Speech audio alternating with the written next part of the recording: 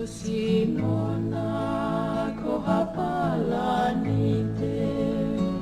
ulo kite fotuge bava dahe ikai te tatalite ta ape ko si otomala mamae eni mo si otonai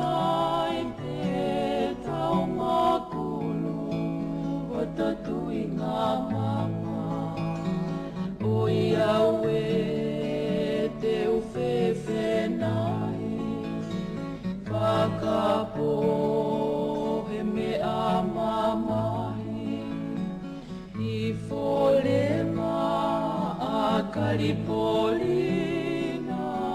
hape ioneti ka te ohofia Mate ai si oku sino o ke ia e hoku loto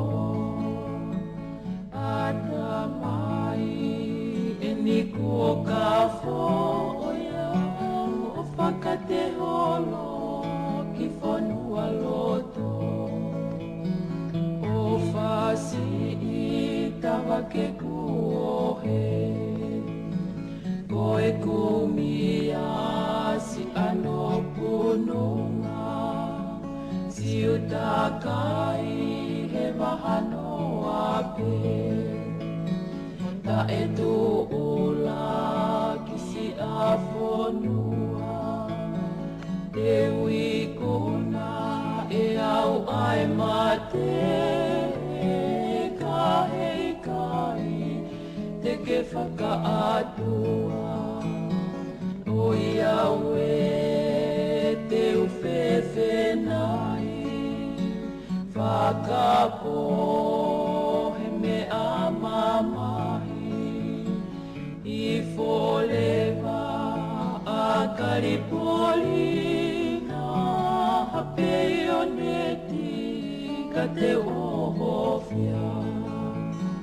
Mate ai si oku sino O ke ia e hoku loto Ata mai e niku o ka foia O whakate holo ki whanua loto Te uwhehu I huri o e mo'oni Na koe sino na kohana siri Ka kua te hia fua e te hoi Ke uka hoa hakakala fihi Ka te urea pe au moe tohi Fua kolosi ki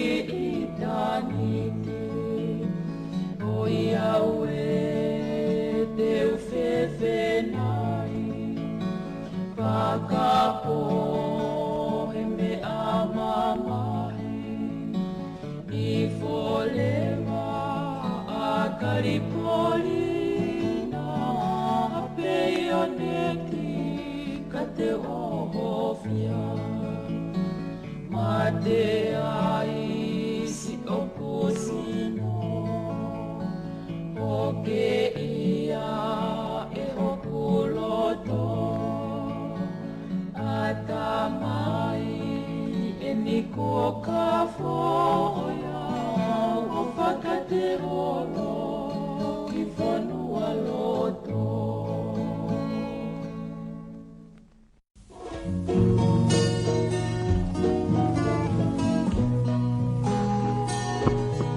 Malo atendi e pure polisi. Si ono shea e tau polo kalama, pe pe foki ngā welahi e pae ngā Vake Tali Folau. O whaka te koe, Mary mele lātu tau lahi.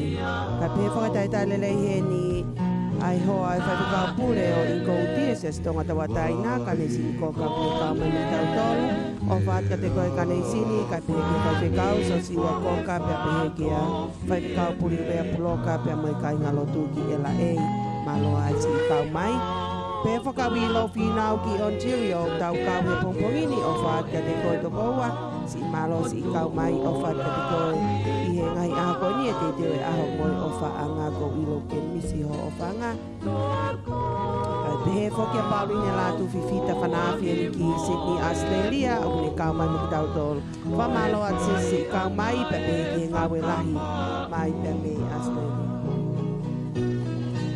ala ke ita manu pangai o whaat ka te koe to koua si i kau mai i he ngahi polo kalama Letio Vake Tali Folau i he taimi kotoa pe o whaat ka te koe ka pehe ki he fuha ki a pasa patawhehi pe pehe ki he whamiri ki Salt Lake City kai tai lelei whoki heni a lele mea fo o koe hoa ia o e whaikukau o Portland whinau mea fo o pia pehe whoki he whapafongai mori ngā kai umaha whoki ai lolo kakalai te au ko ia mo eiki pe mua ka mo shea te tau polo kalama whawhi ia ki nau tolu ke nau kau mai ki he polo kalama i whi unu koulai tonga i he aha ko ni e whoke taitarelei a silua ki moana tau whauola whamaloa silua e kau mai ka pehe ki hono shea e polo kalama pia koe taha pene a kau whafonga e lolo kakala te au pia kunau ouna whoka e business koe koe Siva Store malo o whaat ke tangata ko vai lala wola ka pehe ka Blinks wola ouna o e Siva pia pehe whoki ki he whamiri ki he Bay Area pia pehe whoki Texas Taitarelei heni a e Purehiva o i siasi katolika loma o Auckland ke o whaaki po me e ni o hune ka mai mo ki tau tolu he hoa koe ni o whaat ka te koe whi o whaaki ka peki o hoa o whanga ki a vai po me e malo ai ngawe mei hena o whaatu o whaat ka hua vai mo tesi ka pehe whoki e tau he o Auckland ki a roi po me e mo no hoa whanga ki a ni katua mau po me e pia pehe whoki ki he pure ngawe ki a where ki po me e ki a mo roi glory po me e mo whamiri ki Fontana malo e Mary mele tau lahi si whakarea mai pia whakarea mai ai pure polisi Mary mele la tu tau lahi Kwa malo atu ki ho mou mea kotoa mai pe i he peisi pia mo ngai freni o share atu ai polo kalama i he loto hanga mai e mo oni. Whamanata e peka ki mou tolu o kui kai kei ngofua i he mou seli ki loto e whai ki stika o ku asa e ngai ki whakatata a lalahi ko i he Facebook hange o ku whai ki whakatata i kipe o ngofua. Whamanata e pe me he pure polisi.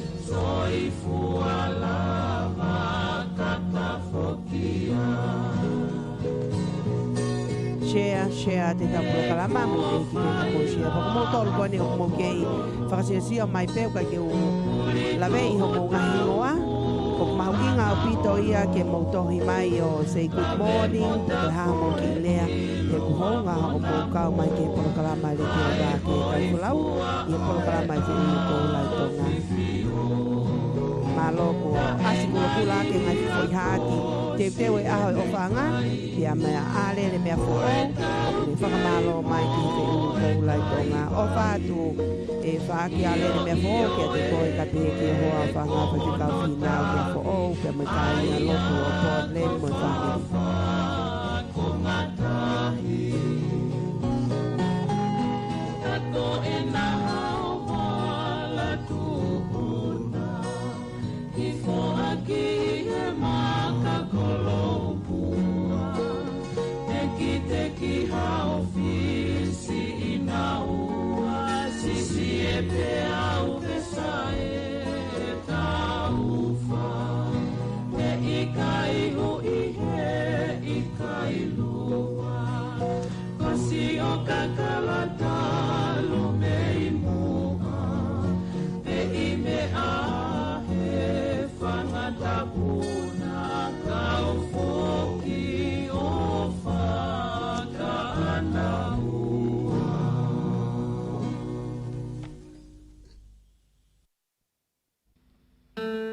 Taitalelei heni a beautiful mele hoi kona kupu. Ai a koe taha ene kau ngā ue a Letio Vake Tali Folau whaawhi ki mō tōlu ki he aho a pongpongi. I he taimi tōlu ki he polokalama ia a lele mea fōu kai pehe whoka mele hoi kona kupu teu ka mō ngahi tohi folofola kai pehe whoki ki ho mō ngahi hiva ki he ngahi polokalama whakawhofa koe ni he aho sāpate.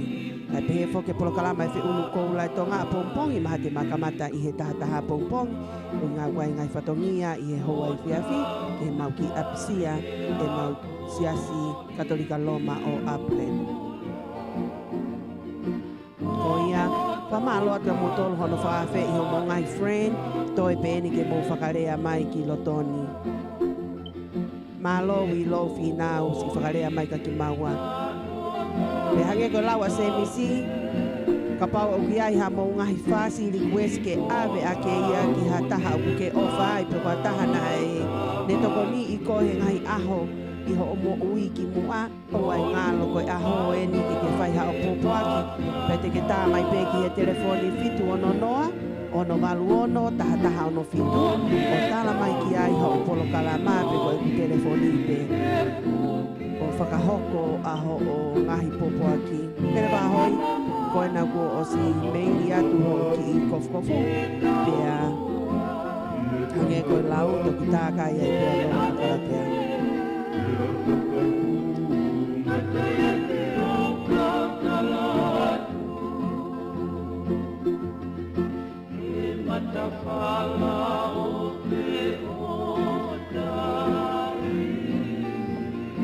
Koe tausia peke whakatata koe ne whamonu ia i koe ne aho e ofaanga.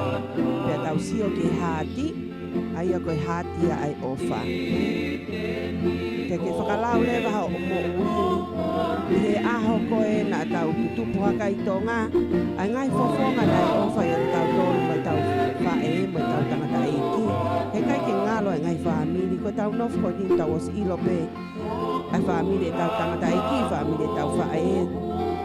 Na e mau e ki me a si me a lahi, e nau ofa e ki tau tolu me tau whanua ko tonga. Te pehe e tau whapaya mai ki whanua ko ni. Na iai e kakai na nau hanga toko ni i ki tau tolu. O mai e ngā ue, o mai ai wala. Pea koe nau lawa atu ki hangahi kai pola na nau a whea hao tau ahi api. Koe aho e ni, ke tau whakamana manatu. O au ka ki nau tolu na o mai e ngā ue ka kita. O maua e te mo ui he ka mata he te aku mai ke whanua ko ni. Iai e ngahi api nofo anga na tau si nofo. Na tau o mai o nofo he ngahi api ko ni. O toki kumi ai ho tau ngahi hoa o whaanga. Pe ko tau ngahi whaamini. He kai ke ngalo ai ngahi ofa ko ni ka kai ko ni. Koe aho ni tau whakamanatu ai pe koe hae fo i lore. Ai puwai na e o mai ha taha ka kita he e te mo ui. O tau tala i he ahoni. I he hati ko ni. He kai ke ngalo. Ku tau kei whakahonga ia i ai ofa ko ia i he kohili. Mo ki nau tolo ku nau kei ofa mai te ka ki tau tolo i he ahoni. Taitai lelei he ne tangata ko tisei sai hausia ki he whanua i ngowe lose. Ofa ka te koe saia pea whakamaloa te ngau whakafofa. O ke whai mai mi he Letio Vake Tali Folau te me he wheitu una. Ofa ki o hoa o whangaka. Oliveti pea moe whanau. Pea pehe ki he whamiri. Taitai lelei e tamaiki Koristituko e Tonga High School. Pea mi Aotearoa ko Laisa Saafi e ni kune kau mai. Ofa ka te koe Laisa malosi i kau mai. Ofa ki he whamiri ki Aotearoa. Pea whamanuia i atu e aho e ofa anga. Kore ata ki mō tōru ke mō shea teko i he tai usi i pe mi heni. Kua tau kamata lewa e tau polo kalama.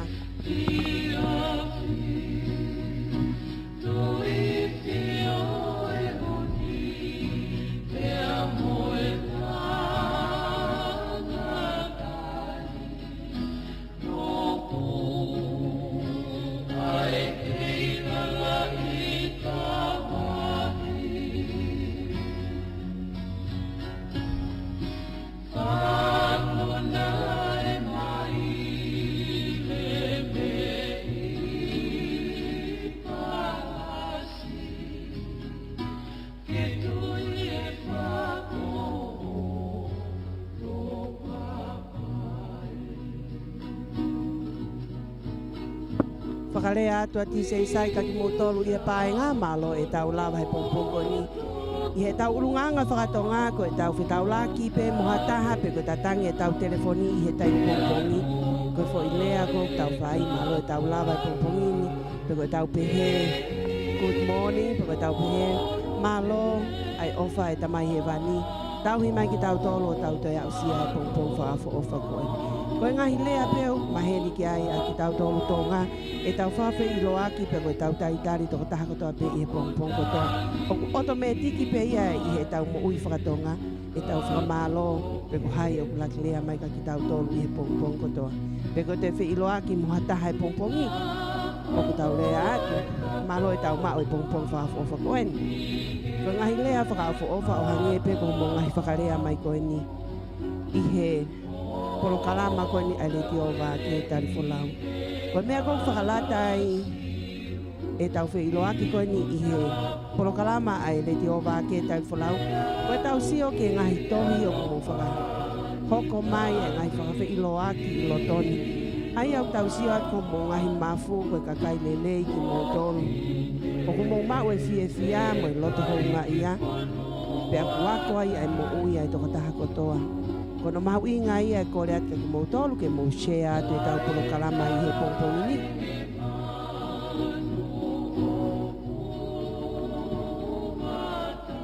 Whamalo atka ki mo tolu e ngai Facebook ke he. Nuusila, Australia, o ko mo kau mai ki he polo kalama hange ko Arizona, Salt Lake City, ka pehe ke Bay Area, Portland, whamalo atka ki mo tolu i he kau mai. Kai pehe foki LA. Si kau popongia mai e hoa i ki kau pure o inkoti. Ko ka neisi ni koka. Pe aku ne whakarea mai malo. Whanongo ki ngai whaka hoko wani malo. Ai ngā ue mei hena. Koe te ue aho whi ilo aki. Koe uruaki whakawheta i ki he otua. E ne whi ofa. O atu aki e kupopua e ofa ki fofonga o e whamiri maheni mo siasi foki aki ai himi taha taha wha eiki koe ofa a au koe moana loloto. Sio koe ngahi popoaki a koe o kufie mau pia mi he hoa o e whaiwhekau pure o siasi tonga tawata ina o inkouti mea so siwa koka pia mono hoa kanesi koka ke awea ke ki he whamiri pia mo ngahi maheni pe ke family o se misi pe mo tangina lutui kai umaa foki ai siasi tonga tawataina i he palestini o siasi tonga ia se misi fonua kai pe ke ngahi kau pai kau pule o ngahi vahe kotoa pe i he tapa ke pe o maamani kai pe ke hona kai ngā lotu i tala e o kuatu ai i kuesko i ni e whahauka pia nai i he himi taha taha whaa ia me whai ke kau so siwa koka pe mo kanesi.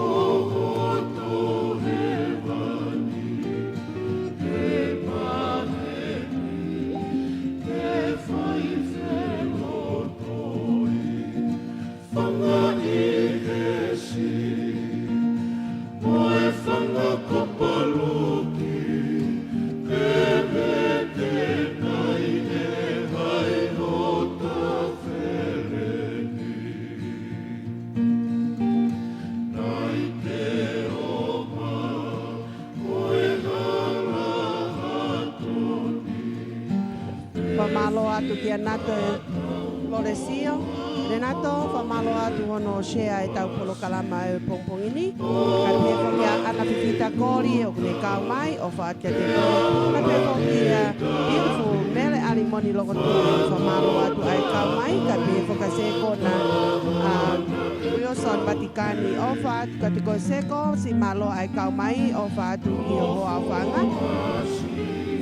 Pea moi whanau o whaatia kasaline Vatikani.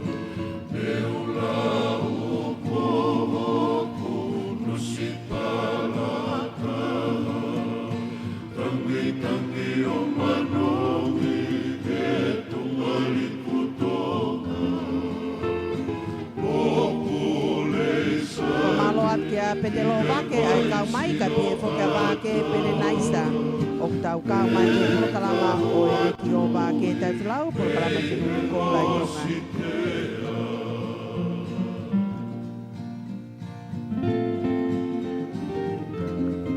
Pe fokia nane loko tui fa malo atu ai kau mai ke polo kalama ya honi. Tainele hina beautiful Lindsay loko tui eni o kune kau mai o whaat kia te koe o whaatu ka kio matua ka te ruo ka pehe foke whare aka pāhulu pia moi family ki Ontario.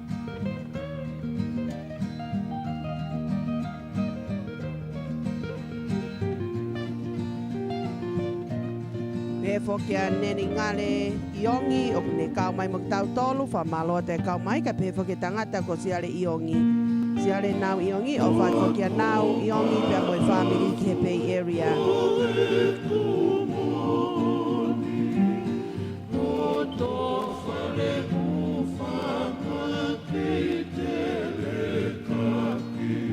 Pehe foke a roi a vea loloko o ne kau mai o whakarihoe ka te foke a kau whaitala wha malo atu ai kau mai.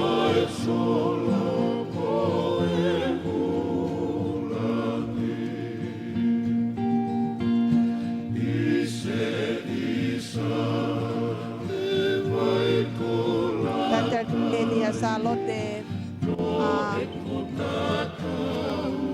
Whianga nofo, wha malo atu ai kau mai, ka pia whaka salote whanua. O whaka te koe salote vai moana.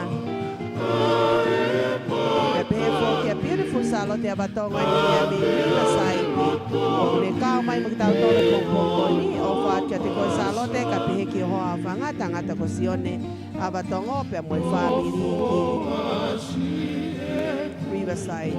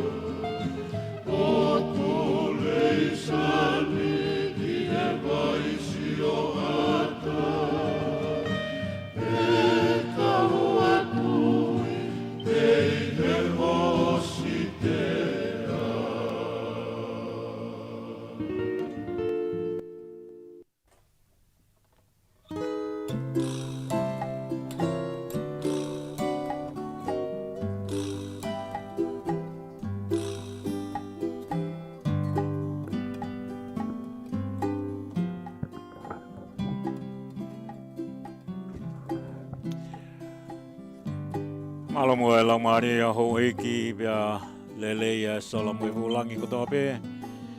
Tau kau whakataha i he pongi whakakoloa ko eni. Pea o ku whakakoloa hange ko e whakarea o whakahoko atu e Lindsay. Ko e tau kei kau i he mea ofa o e mo ui. Ko iai o ku iai e loto fia i he pong ko ni. Ke tari loto mawhana i he loto o honga ia. Pe hangi ko whakarea ko ia pure polisi i he loto o ku hanga maari. Pe ko kore ke u whakamalu atu pe mua i he tala na e whai po wono.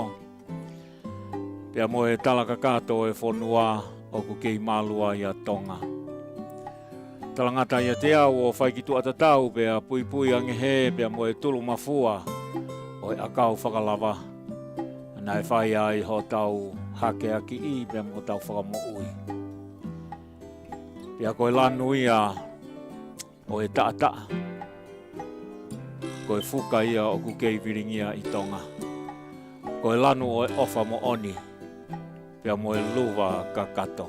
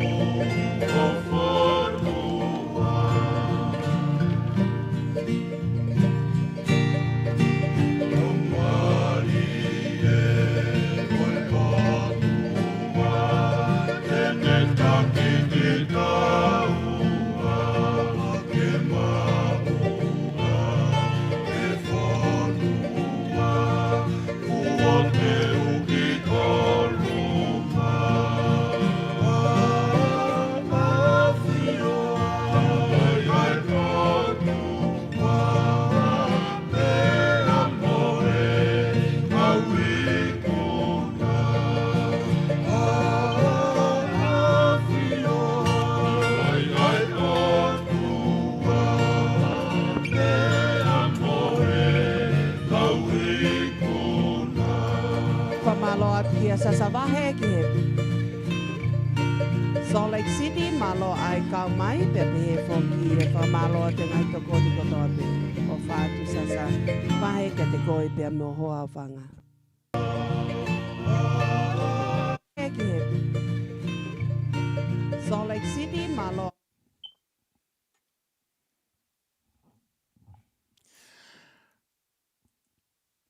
Happy Valentine, kia te motol hono ko tope, ko e aho ni oe ofa'anga. Wow.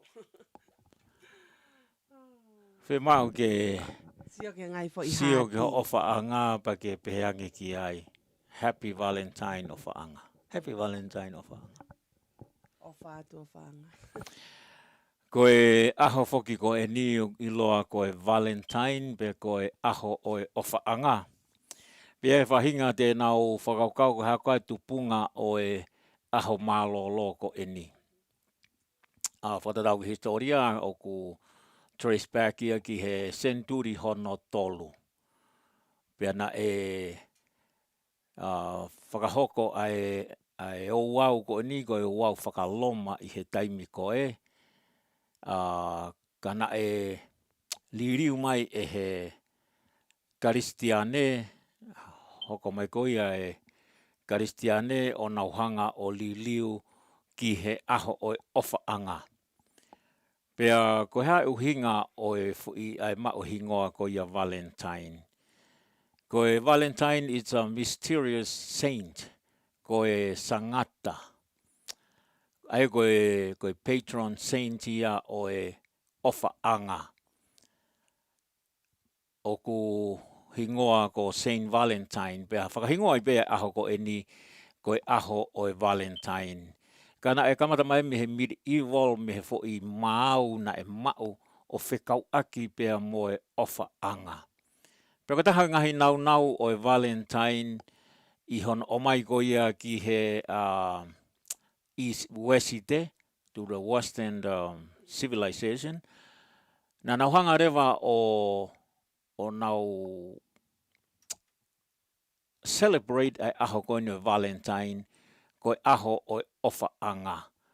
Ai ko aho o guiai ai matala i lose, matala i akau, tau te whito ki he lose. Hange ko e chocolate, ko e lore sokoleti, pia hange ko e romantic dinner. Ko e ngahi mea ia na e celebrate mai aki ai Valentine i he Western civilization. Ka koe kamataanga ko ia o e Valentine, e kamata mai ia i century tolu. It's a Roman ritual. Koe hange ia ha whahinga o wau, whekau aki pea moe ofa, kana e whakahoko ia e he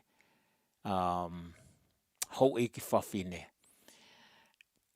Ka he taimi ko ia na e o mai ai e he Western civilization, tau te whito ki Amerikani, pena nauhanga rewa o whaka i misi aki ai ofa, i he wahaa o e ofa, toko taha ofa i, pa mo toko taha ofa anga. Aia ko e aho o e ofa anga.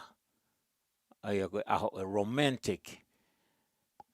Sorry atu ka ting mo tolu, kai ki aho mo ofa anga.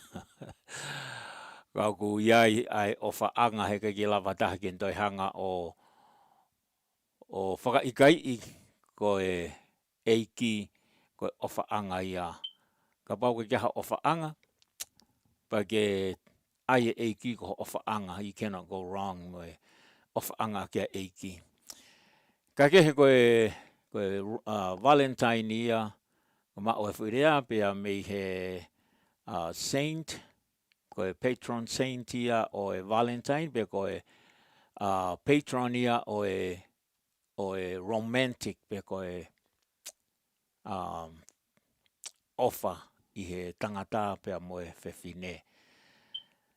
Pia whakafofa bito e linsi e tau talanoa ki he mea koe Valentine. O koe ngahi holiday o ku nehanga o tonu fo ke romantic pia ai relationship ia o e ngahi ofa anga i he aho kotoa pe. Ka oku nauhanga o maka ia aho ko ni ko e aho o e ofa anga. O hange pe ko e aho ko ia koe o Thanksgiving, he?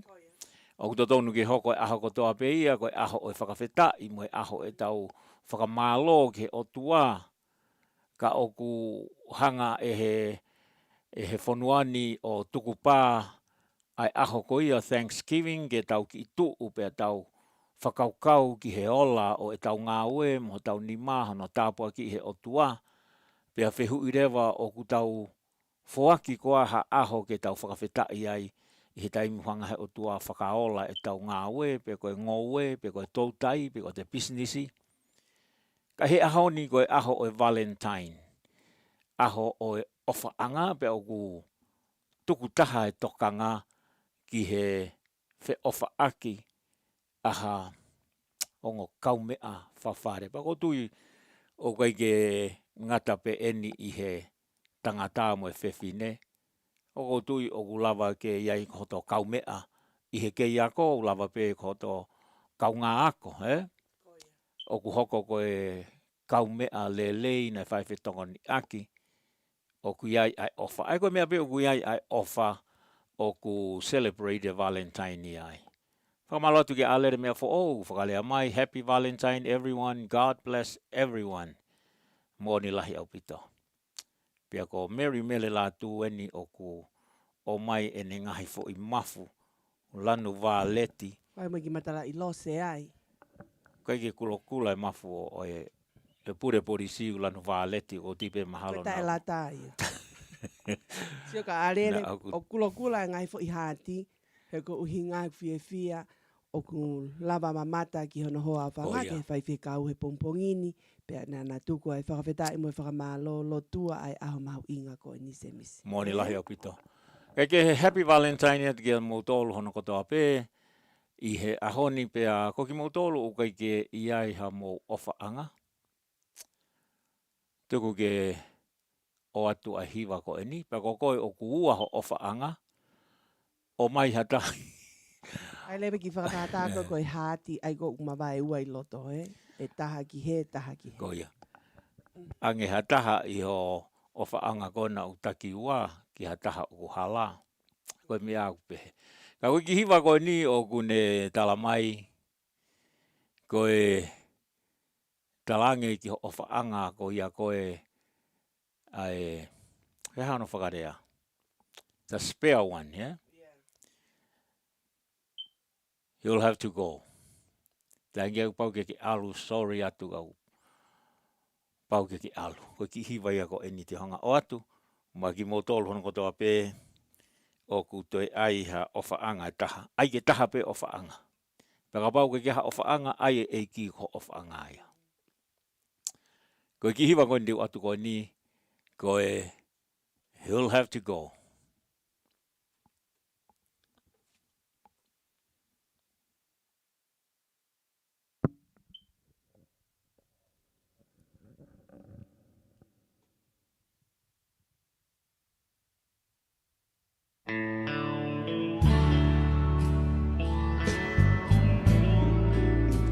And happy Valentine to everyone.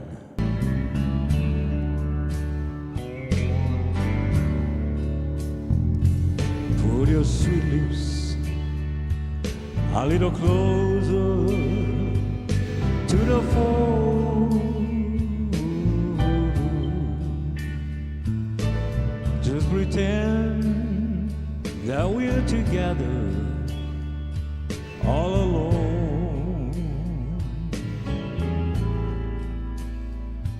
Tell the man, tender jukebox, way down low. You can tell your friend they're with you, they'll have to go.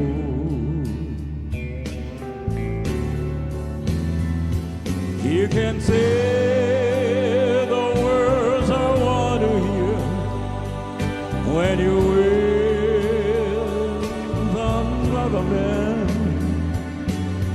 If you love me, answer yes or no. Darling, I will understand. Put your sweet lips a little closer to the fore. Just pretend that we're together all alone. Tell the man to turn the jukebox way down low. You can tell your friend with you, he'll help you go. E o whātua ni mō tōru ana kotoa pē, whakatawange mō mau ha Valentine, whonu i he fia pēr mo e ofa ai eiki. Pē whakiki ai pure polisi. Happy Lonely Valentine. Ia te koe, Mary Mele la tu taulahi.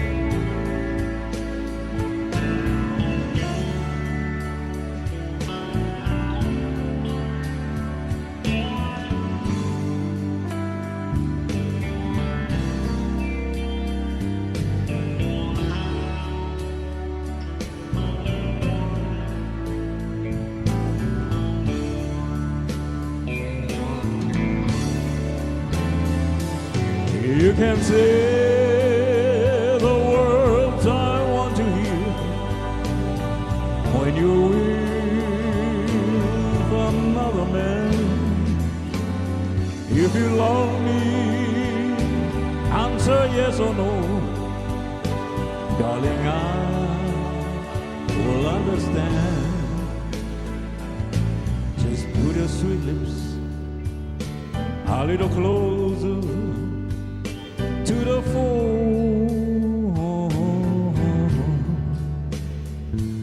Just pretend that we're together all alone.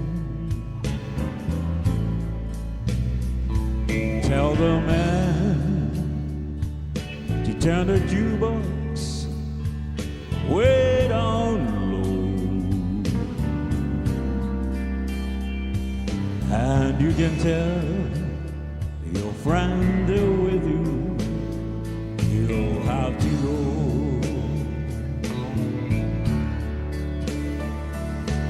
Yes, you can tell your friend with you, you'll have to go.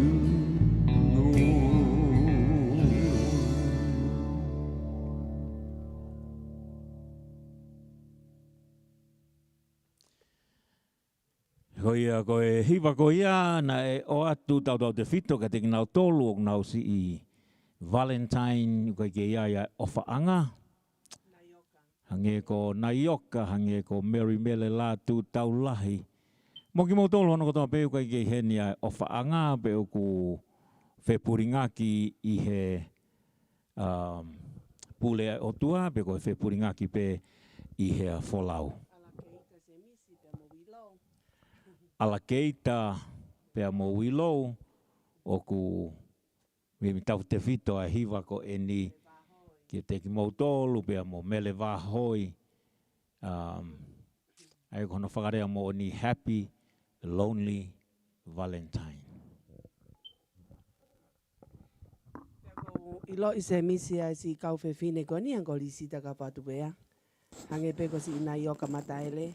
Koia. O nau kei fiu wheinga ke nau mau hataha ke whatatau.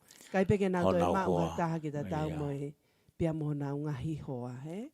Ui ngā koe i he ngahi tau hi mari nai whai ho nau ngahi hoa ka ke nau tolu.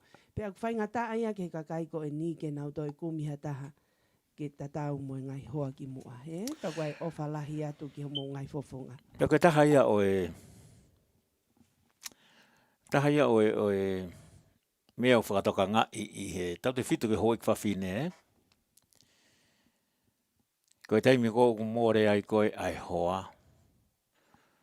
Pea toki nofo o whakalau ai ngahi.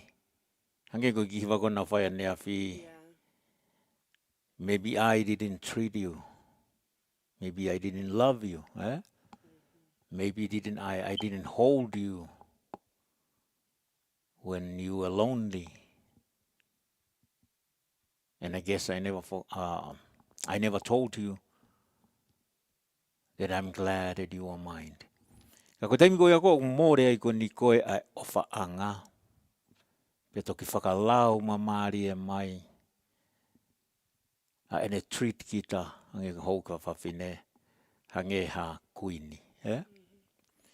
Pe koe taimi ako ni koe o ku tokolahi ai ai hou ka whawhine o kuna whakaukau. If I find another man ka pau te utoi o mai ha tangata, tene treat na iau o hange ko hoku hoa ko more atu.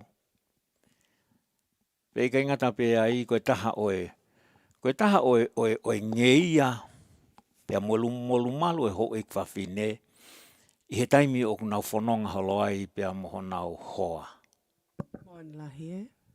O kui ai pe molu malu ma kehe, i he te sio atu i ha whewhine, o kune whanonga mai pe moho no hoa hose pāniti pe kono hoa o whaanga. Pe ko taimi pe koe a koe o ku more ai koe ni koe ai hoa o whaanga. Pe uloaki pe o ku hange o ku more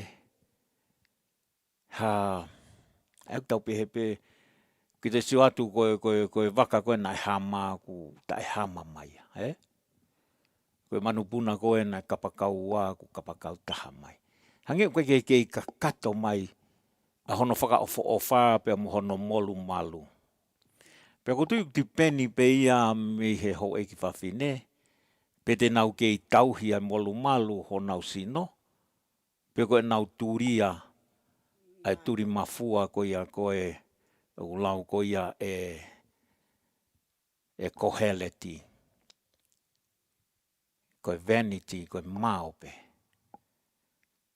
Ka koe toko lahi o e ho e ki whawhine, o kunau nofo pe, ko hia koe i kaiki na hanga whakapapau i peko ha tangata te ute o mai ke umo ui tene hanga o treaty au, whakaapa i au, o hange ko hoku hoa ko ia na e toki mālolo. Pe koe whahinga unau whetaulaki atu, he kono mooni o na ia, he kaike ta ofi ha taha ia ai whatongia kai tangata koe li atu e ki mounu, ri atu ki mounu na haware pe ku kai mai ai. Pea taime ni hii oku ilo ai hoi kwawhine i he whanki mounu ko ia. Whanki mounu ko ni whaalahi hono ri i he ngahi kawatonga, Hu mai e tahine tau ai au o simono i atu ai tolai te au he su ete. Pea moi ki whika telefoni. Ka koe whanki mounu pe o lahi ai toa e si i ho e kwawhine, o si ai ho nau mari, nau si i folau mai pe a mei New Zealand, pe Australia, tau te whita folau mai ki Amerikani ko nau whanongo o ku paanga lelei ai tau a. Pe ko taimi ko ia koe o nau tau a i, o ku iai pe a nā tūlaia kai tangata ke nau ki ahi atu e nau ki mounu, ke sio pe koe mounu a hai e kai mai ai. Pea o mei lahi o ho i whawhine, pea o ku whaamu pe mātua mari i New Zealand Australia. Oua na whaiange pea tukuange ho hoa ke hau ko hia koe toua ke maua hatola. Oua. He whoke atu iau keheia. Ko whakangofua pe mo ne lau kuia ko ni koe ai hiva ko ni koe palataisi. Hotere palataisi koe wawau. Hu atu foi o whaanga. Hu mai ko ke kaanga.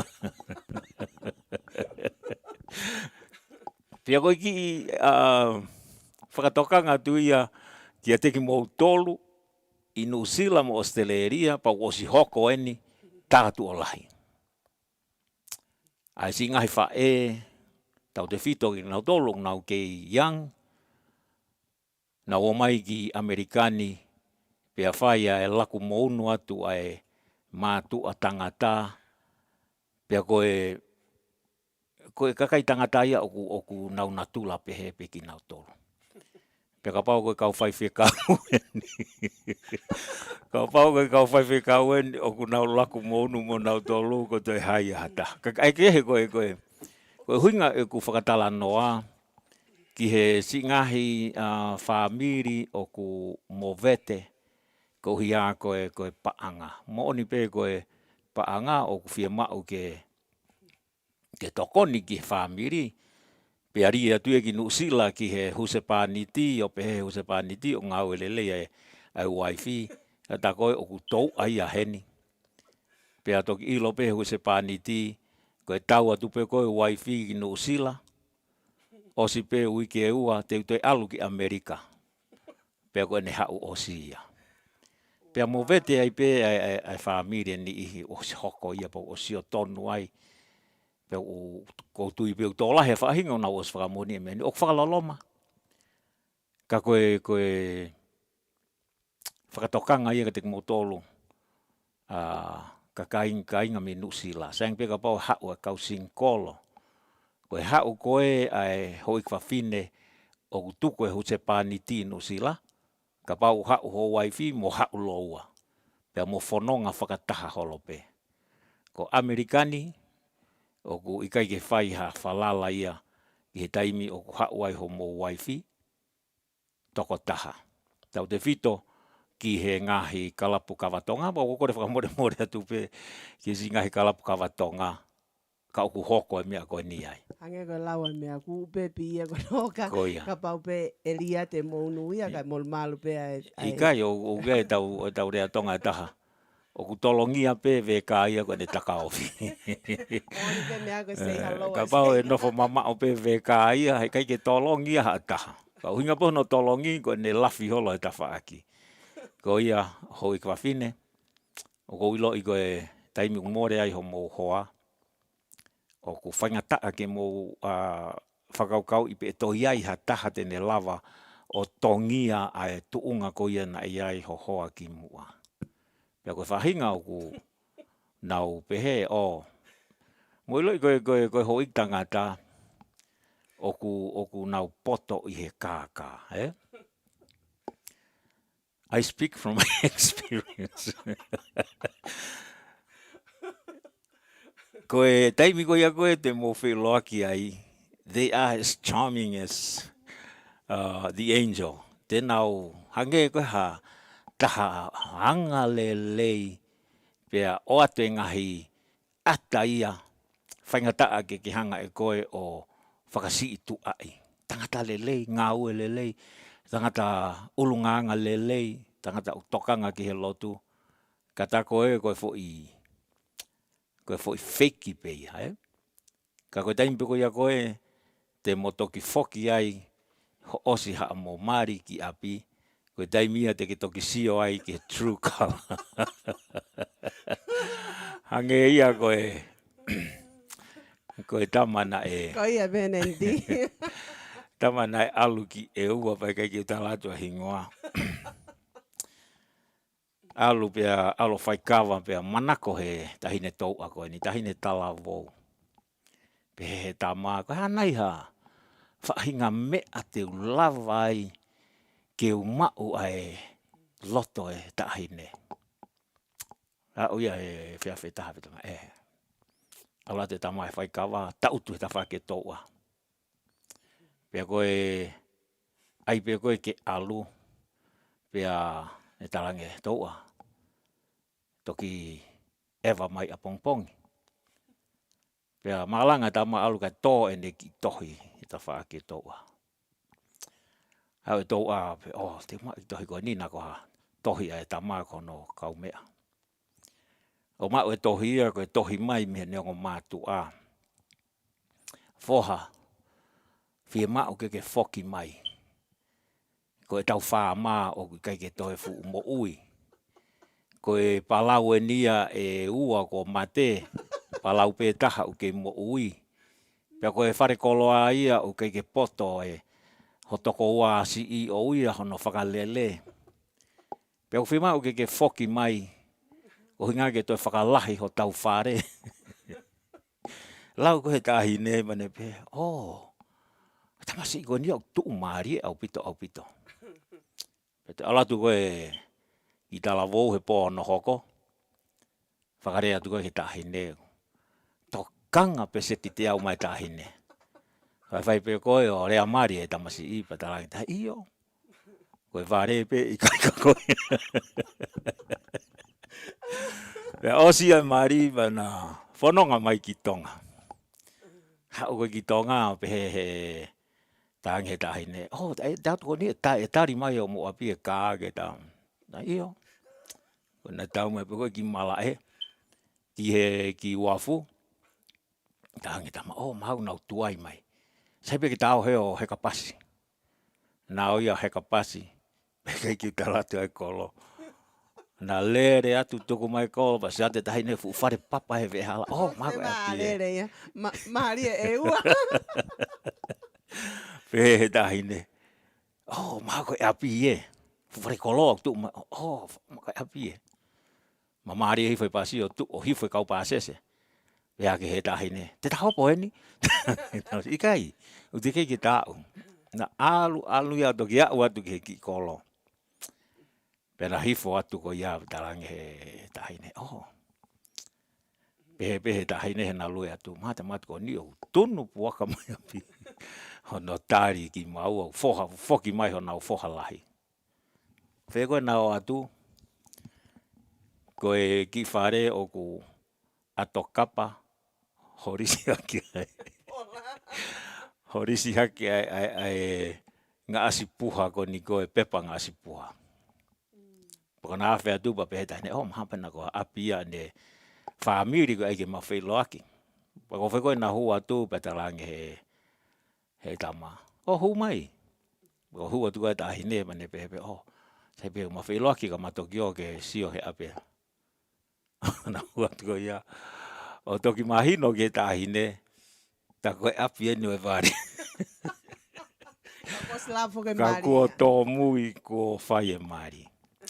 Ko ia hoi kwa whine, uloa ki whinga I ke ilo ia toko taha ko ia o ku ke whetaulaki mo ia, ki mua ke oange ki ai ho mafu. Ai ke ilo. Ilo kua ai advice ai motua. Ki he foha. Hey son, come here. I want to advise you how to choose your wife.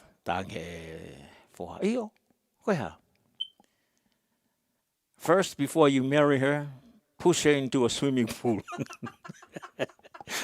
Dad, what's that?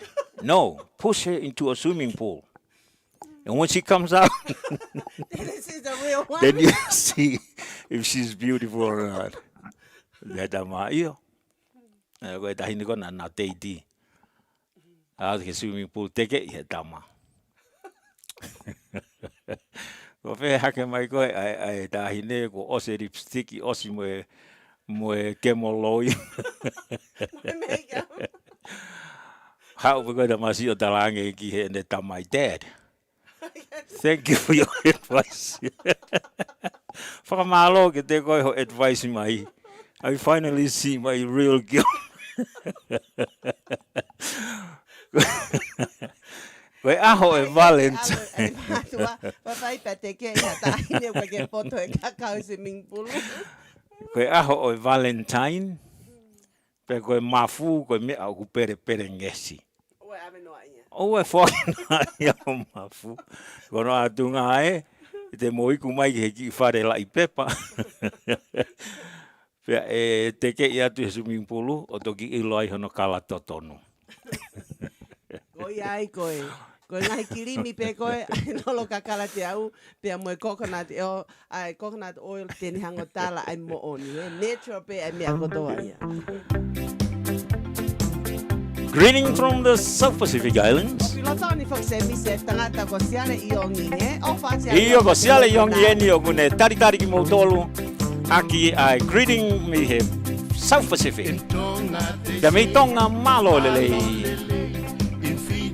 Fiji wisnes nisambula pinaka. Samoa tala falava. New Zealand we say kia ora. In Hawaii, aloha. The happy, happy, happy day. Fia, fia, fia, fia, fia, ma'ube. They say, malolele. Io go siare yongi ia. Pea moe. Taritari o ki motolu me ngahi otu motu e Pasifiki. And to all our non-Tongan listeners and viewers, I'd like to welcome you all to the Vake Tali Folau radio. Thank you for tuning in and thank you for joining us. This is your Tongan Global Radio broadcasting live from Los Angeles, Hollywood, California. And my name is Missy Pope, aka James Bond 0007, with my beautiful, lovely wife here with me, Lindsay Takapautolo Pome. Aua hele au. Kaya ba Paula Dubai? Kami lo makan di tau pa. Aue ho. Iyo ko siare yongi abe mono. Golden voice kai ge hataha sola ge re o ko ndio siare yongi. Kato ge kato anga. O kumake hepe a siare yongi. Tangata ya he tu ilo ka manaka kule. Oh, Moreki ewa. Geilo. Ko ilo ko foi asima siare yongi ko ne fanonga asiko hingwa ewa. Ka koe ke ilo e siare yongi ia. Ko talanoa ia ke tamasi nai alu ki eua. O si vare ai a fefine eua. Ka koe ka siare yongi ne eba kanau. Ko siare yongi ia ulau ia family nau tapu ake o mau e nau futangata musika Pola siare yongi kata. Pea koe uhiwa ko toa siare yongi pesete fitu noa koe hiwa iki eua. Pesete pe tolu noa koe hiwa ia ke toenga o Tonga. Sia kai ne pole ake ne ewa, Kai toe fe. Koe mea ia koe Valentine moni, Fuaki koe ai hoto mafu. Pea hange koe hivi. Hange koe himi koe ni koe ai ue siriana, Luva tu hoku mea kotoa. Paia e whakarea hene anendi se misi upe mai enendi. Koe vai e tau a. Hono whakainu tau fuai e siana ke toho e ne kau whai ka waki tua ke luolua i te o le mai ai marere a maari e babau. Oia, koe kau wawau ia unau poto nau tolu he mea koe. Pimonu. Mo whanong i he tama wawau ko ia ko lefi, Alo e tā maa o whai ene Eva, tō hako e fualeti. Tak tola ta hau tau potu i mua. Toi ngā kātoa i muinu spepa katoa. O kosi ke matolu e fualeti. Sai fau tai min se mise uma upe ngahi la i paangalo. Paangalo ia. Wha o pe ia. Kako e hau whaka me ngai whanua ke he o sio mai ka ke ngai wale te koe kautaki a te. O nau si ofe pita asa koe whakpulanu mata. Kau te ke ilo e whai laini a koe loto. Koe taimi whako e alu koe kau Amerika ki Tonga, He taimi mai koe. Ngā koe taimi ni ia, koe toho hake na wale tā, nau tolu toi, toho hake wale tā kau Tonga o toi, mā tolu angi ia. Ka koe taimi koe, Folau tu koe kau Amerika ki Tonga. Koe oua ka ki kakai, Aia mata i kou lai. Oua ka ki kakai ka toho hake fualeti, Whakawa hake. Paanga. Koe tau te whito ka pa e ki toko lahi koe ho ik whawhine, Koe hange se misi koe tā tala noa koe ai pēha mea ki mai tau whani ka kumo oni lahi au pito, Ai tala noa koe ke aho oe ofa anga, Ka ku te whawha ia i ngai whae. Hange koe tala noa koe ngā koe tō he seniti. Kiri koe au si mau pē ai mea ia i e whanua o ku lele mai mi ai. Ka koe mahalo koe anga ia ai vilo a taimi. O kua upe ia ke whai tā viti o ke sio mai hono whamiri. Koe ke toi a mea koe mā. Ka koe sio koe i he hange ko o lau. o ku mei mol maluange kau fine muia e to tupu ke nau fai ai me ko ni kau tau te fito pe ki he fonua ko ni te sio ke kakai pe ko si mau hoa ka ko sio ko ke nau ilo ipe ai me e to ai ke fai ngata ka ku nau tatere pe nau tolo he me ko ia ko e Hio koe, nau oku whakaloloma. Ka koe taha whokia o e mala e koe tō anga koe o e tangata koe paanga, Koe mala e ia tolu nau wha ai atuki mua koe 3 P's koe plea ai au kau ai ai paanga. Koe pleasure kau ai tau whia mau ko tau kau ai ai ho e whawhine pia moe power. Koe mala ia tolu na ahi ia eiki pana kai ke lava i he te volo sisu pe ko sesu he toa wha ne whikau ke liriu ai maka koe maa ilo i whoki uku whia kai ai eiki kana kai ke ne lava i koe maa ko tau ia whia maa ho tau sino ke tau kai o kau ai whia maa ho tau ki he mo ui whakalusa Pia pehe ki he possession ki he paanga tau ai a mamani pa tau sio koe. Uhi ngā peia taha o ku whai ai koni koe ai whakatau drugs. O mai ia pia me siaina ai mea koia o ku whai a kohono ngahi drugs. O mai ia ki Mexico ngahi lewa he Mexican cartel ai drugs. Pia koe rewa e nau ngahi ai ko hao no whakalea halanga paipa main pipeline o ku hau ia ke whanki i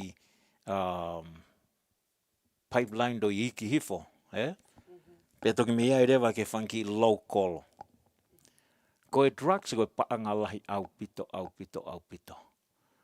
ka koe paanga ko ia o ku hau ia me siaina whakapaanga e siaina ai Mexican cartel, ake e nau omai a e nau drugs.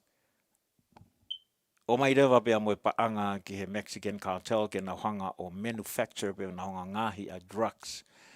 Pia oskia pa nau hanga he Mexican cartel, set up ai kau distributor, Hango lauga ni nai main pipeline. Toki alu mea i hau ki Amerikani, alu ki Australia, alu ki New Zealand, alu ki whē, Pe Amerikani rewa pato alu rewa me ngahi state o kua kau tamai. Eko organization lahi au pito ia, Pea it's a rich industry o lau tiriona au pito.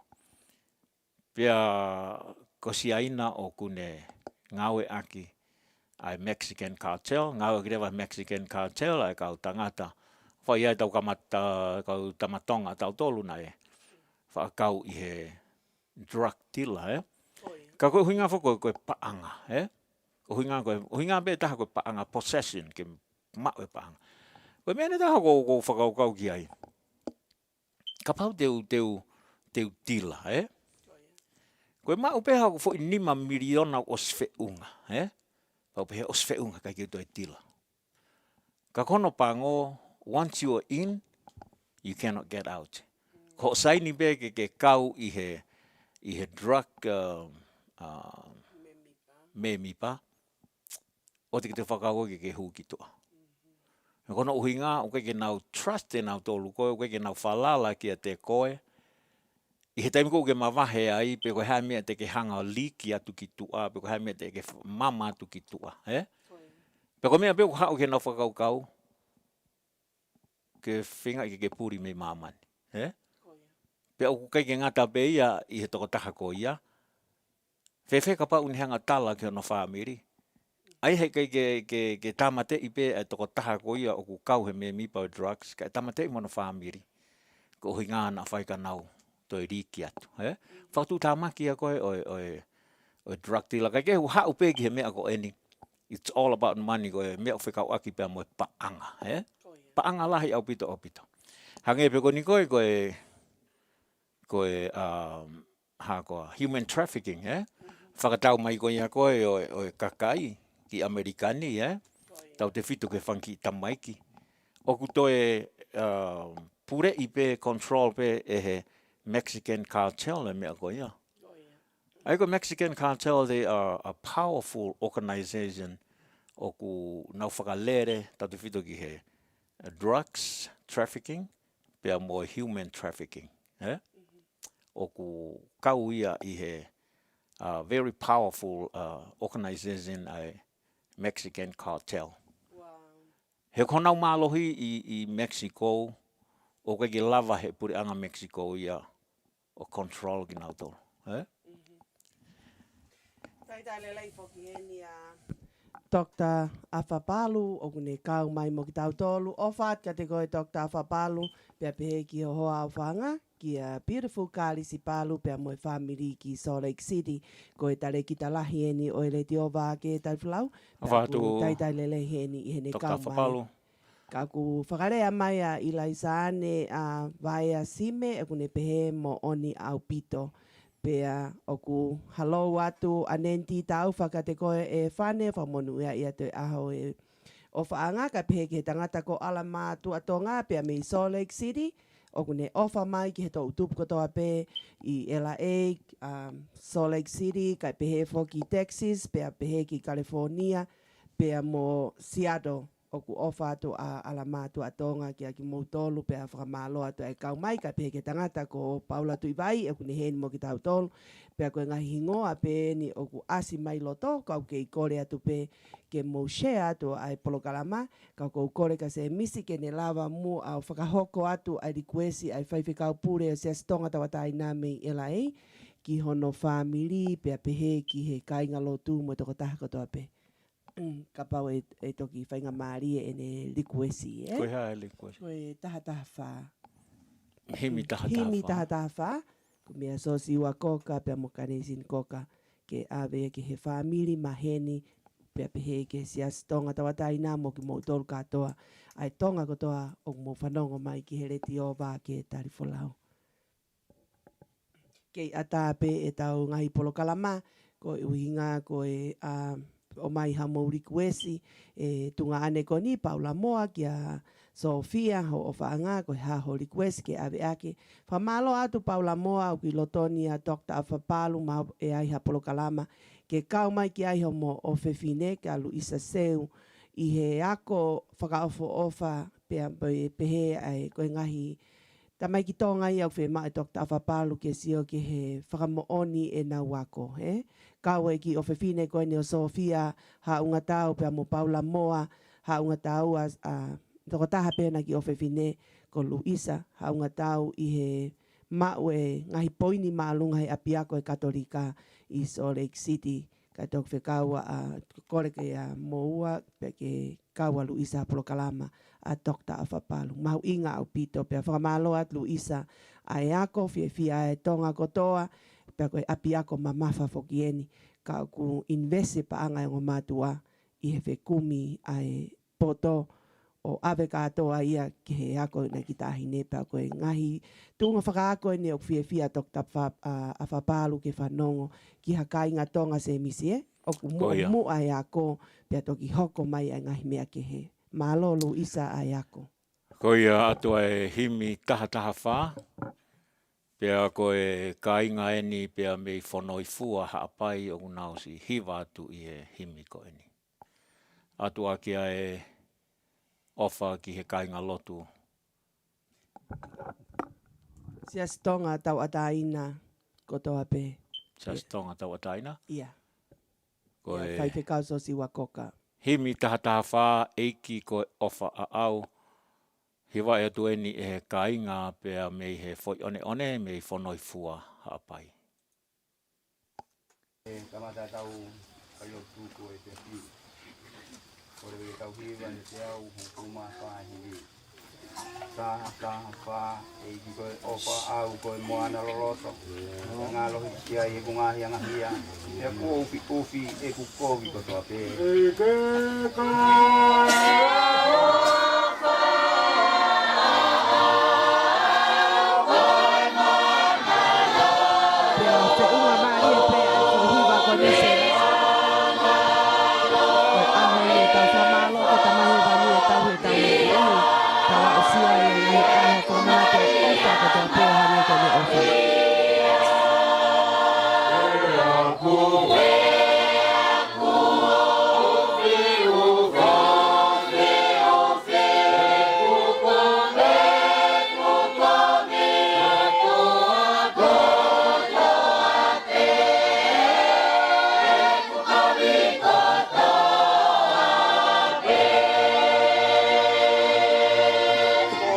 ata o sisu koe maufupuanga o kukalanga ikina koe maanga ia pea ata ina ki mamani kotoa pe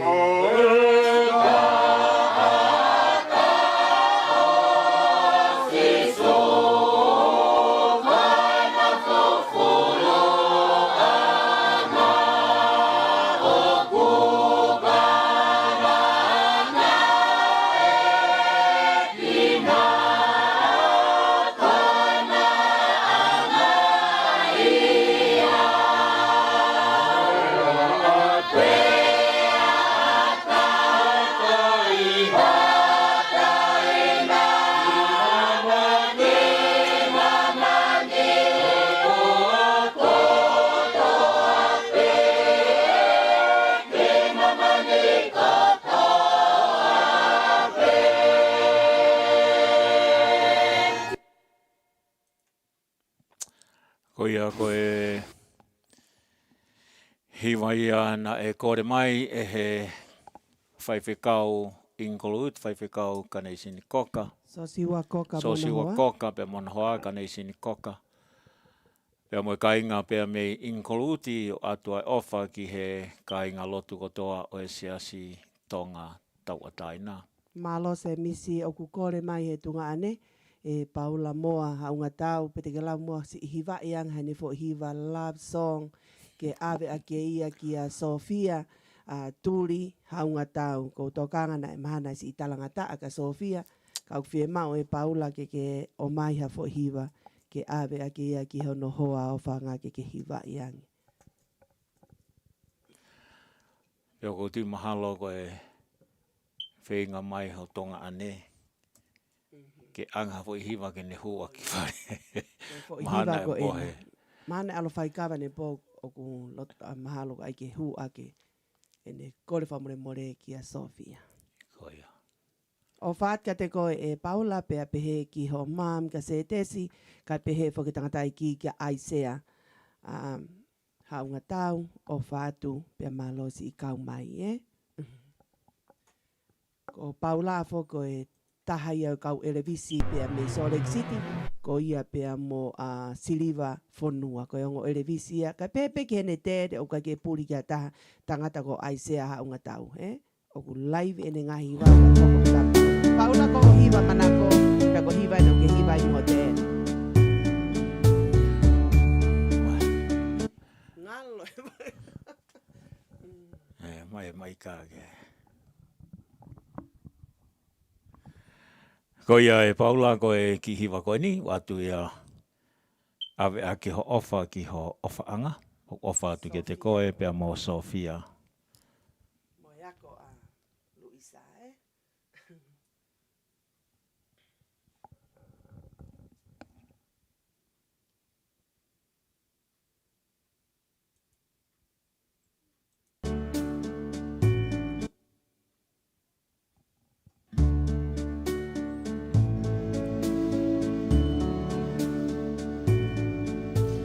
Wise men say only fools rush in, but I can't help falling in love with you.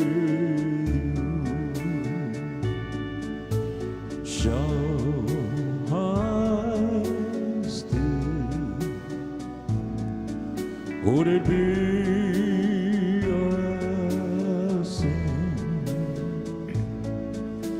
if I can't help falling in love with you? Like a river flows surely to the sea, darling, so it goes. Some things are meant to be. Take my hand, take my whole life too.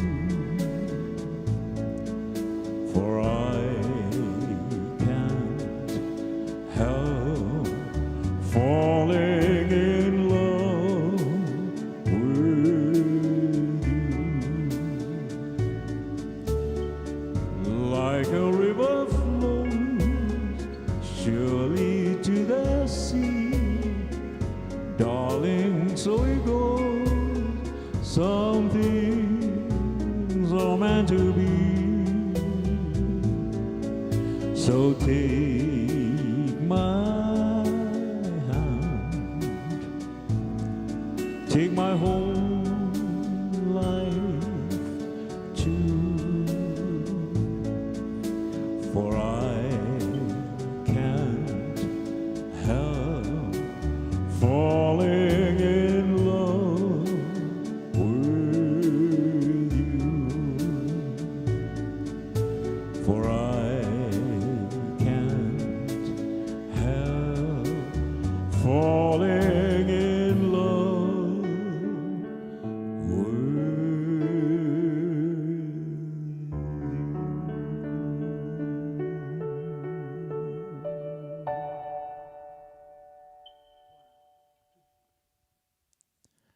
Whakia tua hoki maika. O koe ko fia e tunganea Paula Moa ko lava ke tali e Sofia e ne ave e ne kāti mo ne matala e kau i he pongpongini o wha tungane pea o wha ke family Tari mua ke hua tua e tonga ane si ki whare.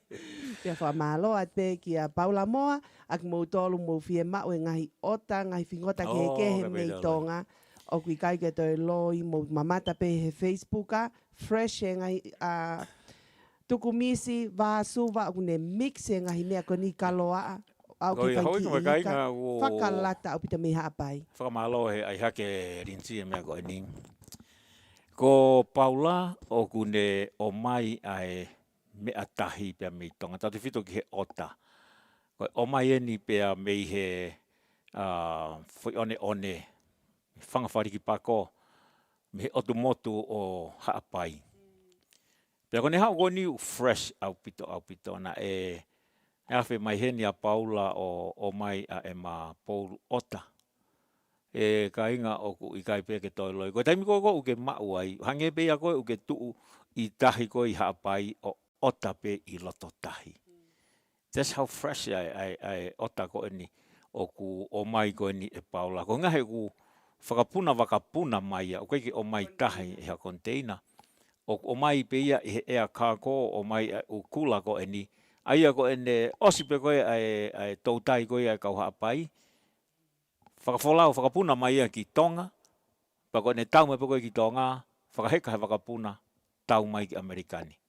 O ku ikai ke to e loi ai otako ni. Ku motolu te kiki mo wau ki ai. Ka kono pango o peheni ai anga koe me aku. Ko pau ke whetu taki koe ki a Paula.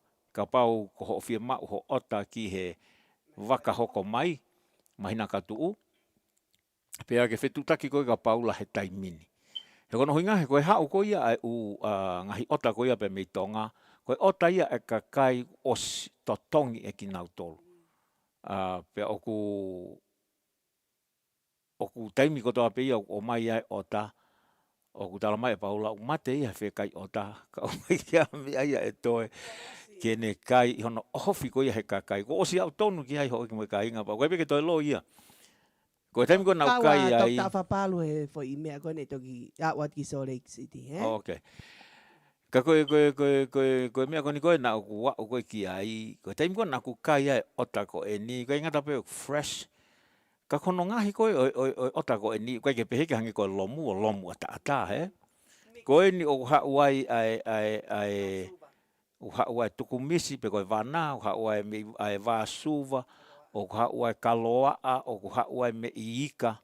Whanki ika, pe koe mene taha oku whakamalo ki toko ua ko eni. Koe taimi lahi koe wakai e tuko ho tau kakai Tonga. O kai ke lava e he pure anga ia o whiau ai whia mau ai kakai, he? Ko whakatata pe ni ko hinga ko ngahi ika ko ia koe oku uta ko ni koe o fua i he pure anga. O ki ai saisi o whe mau ke au ki ai, he? Ka mantu i koe uku ia koe ai whanki i to utupu koe i hapai koe mahalo ko inise ono, he? Inise fitu. Ko whanki ika ia ui whataha koe he ota. O ku ke a umaia ki a tau tolu. Ka koe whanki ika ia ho ik mo ka inga. Koe whanki ika ia ko hanga koe e Paula. E he ka inga haapai o hifi. O ai ki he ota ko e ni. Te taratu ko kai pe ho ula ki poulu. Kai ke loto koe ke to e hawa.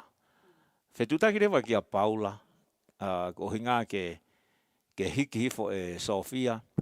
A ho hingoa. Paula tohi o fika telefoni loto kataki. Peko taimi ko ia koe o ku wa'u mai eki he ni ko na takai pe mo Paula kamata pe pa me LA ai tufa ko ota. Ko na tau atu pe ko ki ai ha o toko taha ko tama o ko hingoa ko mereseini funaki. So ifo pe a Sofia. Io mereseini funaki ko ende Paulu tolu, alu atu ia. Ko o mai pe ne sirini pa alu atu. Ako e whahinga ia o ku Ola tia koe ki o mai sirini tange Paula. Tari koe ke mea ko mai. Koe kakaia unau whia mao, Ai ko pau ke alatu ho sirini. Koe o mai peho o Paulu atu e sirini pa ke alu rewa. O koe ke tari e Paula ki o ange sirini. Pea toki o mai uta mi hapai. O pehe umaa au pito, Very fair au pito. Koe fika telefoni a Paula eke mai eke nau tolu I loto ni se misi. Pea koe fika telefoni a Paula. Koe tolu valu nima. Ua wha ua fitu. Toi whakaongo atu ka nau tolo whanongo Letio. Ko e tolu walu nima. Ua wha ua fitu.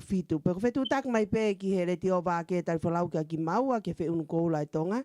Mau atu ai whika a Sofia. Kai pehe fo ke whika a Paula moa ki he ota ko ni he ngai ka ke mautu uaki ko Letio Vake Tali Folau o mautu uaki pe a ngahi mea ku mau ilo pau mo ngahi mea lelei ki he kapana ma hanga o ahi e ota ko ni o ku kai ke sai he ka ke mahanga tuku atu ka kono mo oni Io pe ka pau na ia kai se misia ai fo I poulo e ua kai to kuang pe ki poulo e tahama aku pe ka pau na ia hanga hi whahinga na nau launga ko hia ko I kai ki o mai na o taha koe ke maloto ke makau. Ka ko hinga koe ma ilo o ku maa au pito ai founga koe ni a Sofia pe mo Paula. Ka pana ko Paula toko taha pe kai ke whalala ke ko ngau kawa Sofia u lotu foke a Sofia.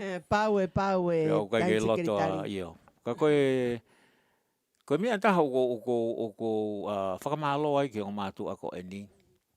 I vai mai koe a Paula. O te si o loto atu pe tal mai koe misi koe tau tupu ia, koe nau pisi na tohe o kita, Whana mai whanki ika pehe, koe ai mai wha I vāsuwa, pe koe hae whingota, o ku tari kātoa peia, Ke o mai koe ngahe koe ne haua nei koe ia, o ku maua e nau mo ui, Pe ko mo ota koe ia koe ai mea koe o mai me hapai, o ku titokoni ki he kainga koe hapai, mo mana tui, Koe ka pau e ave ia ki he fua I ka, koe ki nau kau nau tolu he lau. Tēnā o nau tolu ki he tautai loloto, pe koe mau e ngahi ika ki he saisi ko ia, o whia mau e he fua ika ko ia. Ka au koe ho tau ka inga ko e mea pe unau mau, koe tautai holo pe I he ulu. Ko whia se misi. Sia ki hapai, Kai ke te more nau taimi nau o whangota.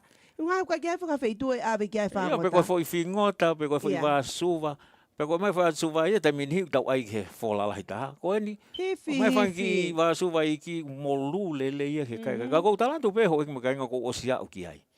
Koe taimi koe nā ku mau ai, o hange pe ia, hoksi o lota tu pe au, kou tu he matātahe koe makawe. Sio. O lo tonga ota ai I he fresh I go ia. Koia nau ilo I pese miso enjoy ai polu ota kani whawhawha. Pea koe ni ku ota lewa he whakahoko atu he pule polisi ka Paula. As soon as possible, te uhango ota lewa e kuki I ota. O saia Mary he koe wakahoko, tamai Paula koe waka ia ki he Bay Area, o nau ostotong mai nau tolu. Koe whakaongotu koe wakahoko, tamai Paula. Koe Bay Area. Koe waka ia ki he Bay Area. Mo tolu kātoi he Bay Area. Mo whetutaka Paula, ko hinga he kapahi kai ke kau ho hingoa I he lisi ko ia, ko tau mai ko ia, ai o tamatui o ku wawe whako puna e wakapuna, ko e ko wholau ha wakatahi. Ko ene tau be mi hapai ki Tonga ki Amerikani, LA, hangatonu pe ki San Francisco. Ko Paula foki hange ko tangata whakatamai ki he. Ka ala Paula waha me tene fuakta e totongi eia. Ka ko Paula, ko ne mo tolu ko i hapai mo si lo i pe ko mo ko puna eni o vidi latu, peseti latu. Ko family pisinisi eni i Tonga. O i lo i ngai fu nofo api totongi mo mea peseti latu mo mea ko whanga tau te hina ia ai kui ko ni a Paula. Ko hau pa Paula me hapai a family latu, a vidi latu. Ai nai pure ko i morisi, ai a ko i tangata eiki ene fine eiki a setes. Pea mo e tangata eiki a maile fihi tatafa o tuafi. Pea pehe ki a lupe. Moala ki he Bay Area. Ko e hau pe me he family pisinisi o ilo e hapai kotoa. Pea pehe foki ki he non kono first cousin en o Paula. Aini koe ni o kunga ue i he Nuusila i he wharearea Tonga. Nuusila. Ko e taha ia o e whanga cousin koe ni o Paula moa. Ka koe ne si teka pehe ko a Paula i hene whakatamaiki. Ka koe hau me family. Teka mamo moko. Taka mamo moko. He koe hau me family pe uku kai ke sola hataha. Ke he family ko ni e nau kupenga. Nau ngahi ufare nofo totongi. Pea mo e ngahi pisinisi e family latu i hapai. Ko mareo sio ki a Paula ke ne whainga, Pea oku toki ki mui mai pa anga. Ka ko te soatu koe ki he Moi fia. I kai ko soatu koe ki he si mau mo ui e kai nga haapai, Koe na o mai e nau whangota ki a Paula. Whakatau katoa pe Paula. Toki hanga i Paula ia o mai ai mea ko ia whakamahui ngā iheni, Pea mono hoa pe koe toko taha tala wo wene ilo i toko taha kotoa. Mi he kolo kakala. A Leslie pe ko Sofia Turi haunga tau. Ene toko ni isi kai ngā tonga o oange e nau ngai ngā ue i he ngā ue o kumaalunga i a Sofia i Salt Lake City, Pea koe ongo mātu a whakatamaiki pea moe anga toko ni e kautonga, O kuna natula tatau a Sofia i ne hoko Natula tatau pe a Paula pe mo ene tamai a Aisea. Tamai Paula koe. Whare ene tamai ke te ia. Never say no. Never say no. Ai ata taha mea koe i o ko poto ai. Pea koe whaunga ia koe na e tō ai koe a Sofia i a Paula. Talange e Sofia. O ke poto he mea koe au ke pailate wakapuna talange e Paula. I o ko poto he pailate wakapuna. Ka na e toki osi e loto ko ia o Sofia. I he hiva Aisea. Pea talange Aisea. Ko hiva ko e ni ka pahe kai teke mari mo hoku foha. E kai teke toi sio ka te au. Tamaiki me Londoni, Si tangi ai pe ka kai he no whanong he tangi ko ia a Paula. He whenga ko ia ke ofa a Sofia i hono foha. Ko ia ko hono angolo whaka Bruno Hef.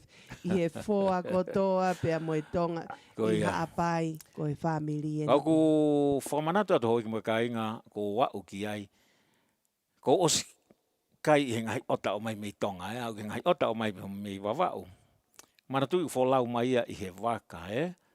O toki a o mai ki Amerikani. Ka koe ota ko ni o ku tau mai ke fresh au pita.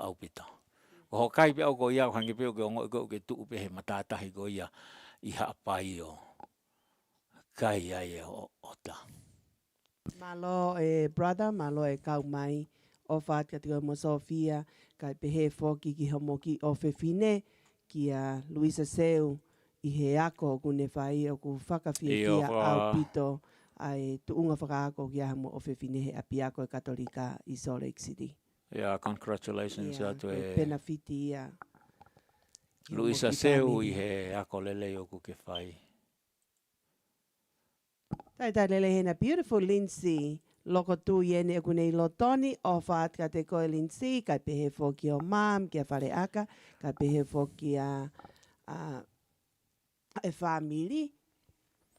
Ko ia hoi kai ngā ko e tau taimi he taimini ko e taha wā whā tolu pe ko e toe a minite hongo fulu mā fitu ki he taha I he taimi ko ia California, pea mei he Letio Vake Tali Folau. O kia ia e fia taritari ki motolo hono kotoa pe i he hoata. Hoata toko naki fogense mise, tau mea sapat. I Tonga pe mo Australian New Zealand, kuna o te watu. O ka ia kung fo lotu e I Tonga se mise. Arewa ki toki tāwa. Na koe aho tapu fokenia ki nau tonu.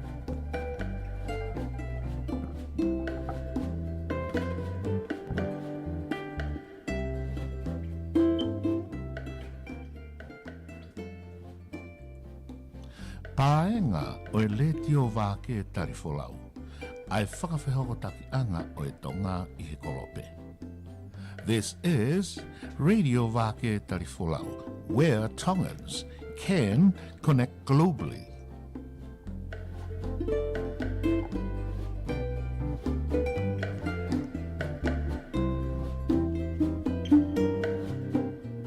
Where Tongan connect. Ko e whetaula ki anga ia o e Tonga, I he kolope.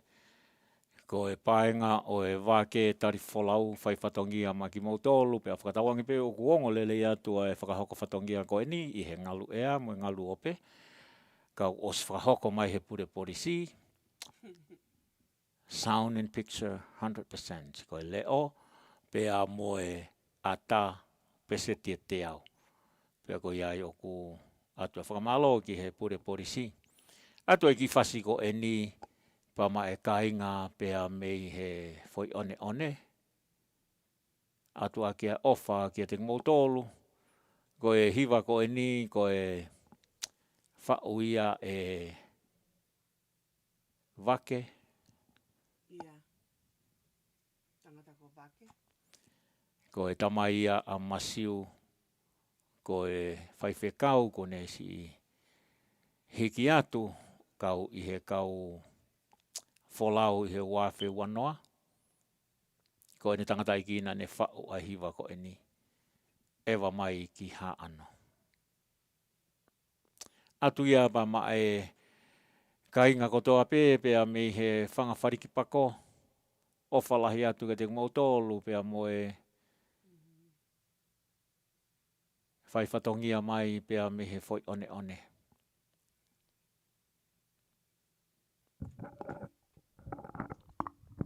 Si o loto atu pese misi ki he ki motu se nau lava whai ngai whangota ko ni o mai. Pe hange koe whaalau a Paula. Mo manatu I pe ko si I whai mai e ai ki kula I ka hono totongi mei hapai ave ki Tonga toi tute mei Tonga o mai ki tau mai ki Amerikani toi totongi I he I o koe polo e tahau tola e tolu noa. Ka oku whaamu pe ke tau mao e mahina ko e ni. Oku o te ki whakatatau ho tola ki he saisi o e polo. Ka ke sio ki he si fofonga o e kainga pea me he pako I he ki polo ko ia. Oku te lava peo mau mea tokoni whai polo e taha oku te osi mā kona lelei I he whakawha ofa. Ka pau ke umisi koe osi peo polo e taha ko ke nonga koe. Ka ke he koe ate whasi koe ni mai kainga pea me he whangawhariki pako. Atu e ka Bruno Hef, ka pepo ki a alele mea fo Lucia Louis Thompson, he? Pea pepo ka Lindsay, loko tui, ka umo unga one kotoa, mo tau olunga mai ki hena ka pepo ki a aise aha unga tau, oua, ki mo tolu eni, o ku mo whanongo mai I he pae ngai hapai kotoa, ka peke pure polisi, no muka ko fefua. Ko mohi vai ni ka pepo ka Paula Alatini. O whate whine ki a Luisa Alatini mo family ki Santiago. Mo tau olunga mai whasko ni Sala te taki mo kinau tolu. Oua! Kai pe ki he loko tui kotoa mo tau olunga mai. He whasi ko ni mo ha ano kotoa. Lo me papai pau kapu mai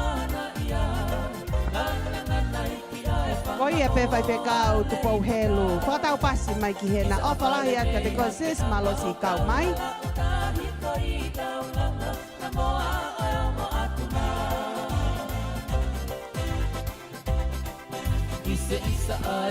Hei kai pe ke ngalo a motu. Hapai masani e koia. Ka pensio. Koia paula moa.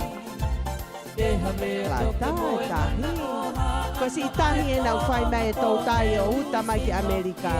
Mo si si o atu e ki he si i. Si he lau maari e goia e te.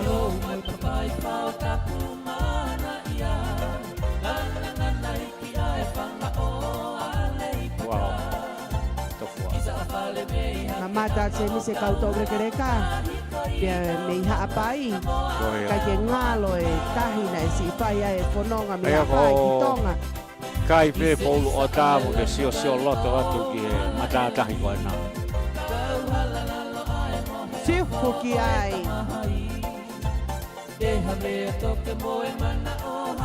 Koia au ku pea te paula moa ka te koi whai whekau tu pou helu.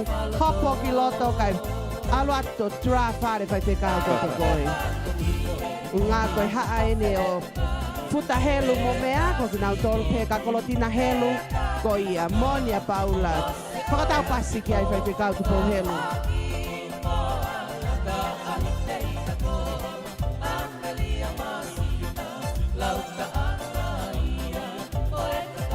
Apai veu ki he auha. Koia pe ia maile tatafa.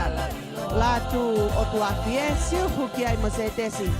Ka peko ki a lupe moala. Ka koe tau o lunga tine ki a feturi. Latu oua, koia pe feturi.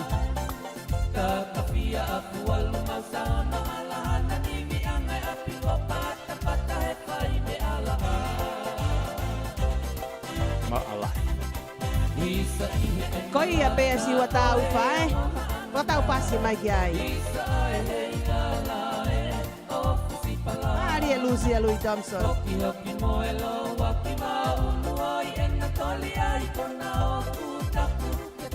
Se whanau ako. Kako alele ko takisi ya se misi eh. Koia pe ia na ngalo e whare mao alele. Ko e ha o Whangai, paki ai. Ia. Wow.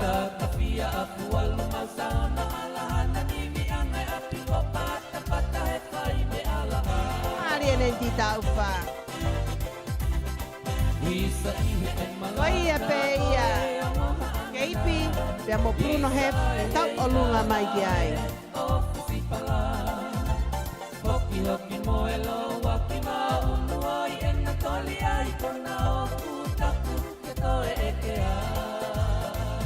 Marie Amelia. Hi beautiful Amelia. Talakai. Loiti po me e siupu ki ai kau Aotearoa.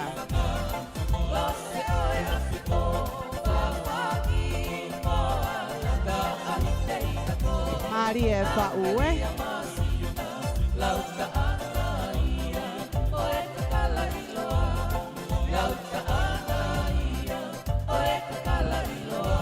Marie hapai koto. Oua. Hai. Hai.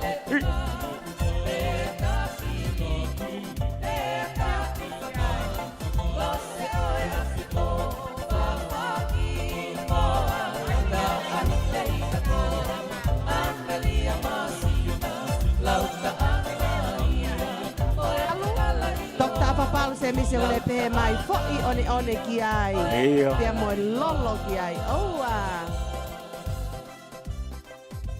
E Paulini selu kone. Ko ia hoi ka makainga ko e ongo ia pia me he foi one ki he ngahi ota ko ia o ku o sia o tonu ki ai o tui ko e taimi te ke awai ki ai te ke whakamoni o hange ko e lolo ko ni ko e kakala te au o kai peto e loia. Paulini selu e Paula ka take o tohi mai I loto pe ku tau mai ai ki ela ei a fe ai ota koe ni. Ko I hae mahina I tau mai ku ngaka nau. Fetu take at ka te koe ke ota. Yeah. Malo Paulini selu. Malo si kau mai. Ko ia pe tok ta whapalu ko e next time, te atu lewa e Paula Tiriva tok ta whapalu ha o polu ota. Pea ko hoa upe ki ai, pea te ke toki pehe, ta oku i kai ke toi loia e, ota ia pea me he foi one. Heke hoi ki makainga koe tau taimi he taimini ko e tahawa ni matolu, pea ko e i hoko ko ia e taha, pea ko ki osi be me taha, e hoko mai ai Pome Assistance, pea mo e polokalama ko ia a Youth Hour. Ka tungua ke whakahoko atu ai ki whanongonongo ko eni hou e ki mo kainga. Mahalo koe pia whahinga mo tolu na mo osi mea i he hongongo ko eni, ka ko whakaamu pē ke wahe atu ke tau inasi ko toa ai. Ko e hongongo ko ni pia me i Aotearoa, pia me he Nuusila. Mauia me he My Tongan Online Community. Ko e ngongo whekau aki pia mo e whaiwhekau o kune pe na ane whakatau atu e ngahi passporti. Pia nai au tonu ki ai ai kau whai o ngongo ko ia i Nuusila o wakai pe oku whakalao. Ko ngā ilo he kau whai o ngongo o ku tae whakalao e mea ko eni e whaiwhekau o ku whai. A ene whakatau atu ki hono kai ngā lotu pia mo e kakai i Nuusila ai passporti Tonga i he paanga o ku tae whakalotu. 5 nge au ki he 8 nge au. Pia he teimina ea o tuai e kau whai o ngongo ki ai o ku i kai ke ilo he whaiwhekau. Ka koe mea ene o ku whakaamu ke whakamama o e kau whaiwhekau pia me he whakahoko e ngahi mea peheni. He ku i misi kovi ai e kau whaiwhekau. Pia neongo ko e whaiwhekau o hafunga waka e taha. Ka usi i afuhi ai pe ai ai takanofo i he ngawe e takatuu. Pia ko e whaiwhekau ko e ni na ne whakatau atu ngahi passporti ko e ni. Tola 5 nge au au ke 8 nge au. O kamata i hono kai ngā lotu pia e ilo koe kakai nau hau ki he apisiasi ko ia whaiwhekau ko e ni. Pia au atu ki ai ai kau whai o ngongo. Kai ke he tuku ki hanga o atu ai o ngongo ko e ni.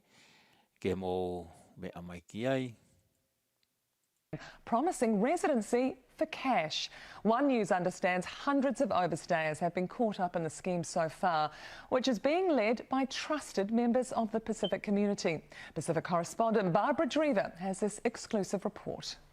Reverend Tavita Piper Vave isn't keen to discuss details of a passport scam involving his small Mangere church. I mean, we did want to know what you've done with the passports and the money that you've taken from overstayers. I'm going to talk to you and I'm available. At least 3 meetings have been held here at his home after church services. One News was outside one of them, where overstayers and others wanting residency are lured in by big promises. Claims that if they pay up to $800 cash, they'll get permanent residency. We will definitely get it when we will pay the 500. They said that our permanent resident visa will be attached, will be printed out on our passport. Witnesses claim another man involved told them Prime Minister Jacinda Ardern appointed him a licensed immigration agent. They say they were promised when they paid up they'd go on a road trip, first to Tauranga later this month to see land allegedly bought by the church, then on to Wellington for more meetings before heading to the Bay of Islands in the lead up to Waitangi Day, then back to Auckland for a night at Sky City Hotel where a High Court judge would supposedly sign off their residency. They'd receive it by the end of February. In the last 48 hours, I've found out in excess of about 100 people who paid money, ranging from $500 each to $800 per family. Including family members, that's potentially several hundred people affected. And the story told to the victims is elaborate. The first 10 families to pay up promised a free home to be provided by government. And then there's the plane. The church will be having a plane and they were running a flight airline, and the people of the church, they will first hop into the plane and they will going straight to Tonga, and they will spend there 2 weeks. While this scenario sounds too good to be true, for Tongans, being told this in a place of worship, backed by their minister or whaiwhekau, adds extra credibility. When you talk about whaiwhekau, they held a lot of power in our community. And when a whaiwhekau say things like this, people bound to believe, and they'll do it. Community leaders are furious. Their most vulnerable have been targeted yet again. One News exposed a similar scam back in 2012, which ended in prosecutions. It's a concern to me to make sure that our Pasifika whānau is aware that these scammers or these sharks walking around trying to gain money off them. And an emotional plea to his people to beware the scam. We want to know why your church is involved in this illegal scheme. I don't want to talk to you about what you say illegal. It is illegal. It is illegal. It's absolutely illegal. Yep. So I'm gonna give you a ring. That talk hasn't happened and questions remain unanswered.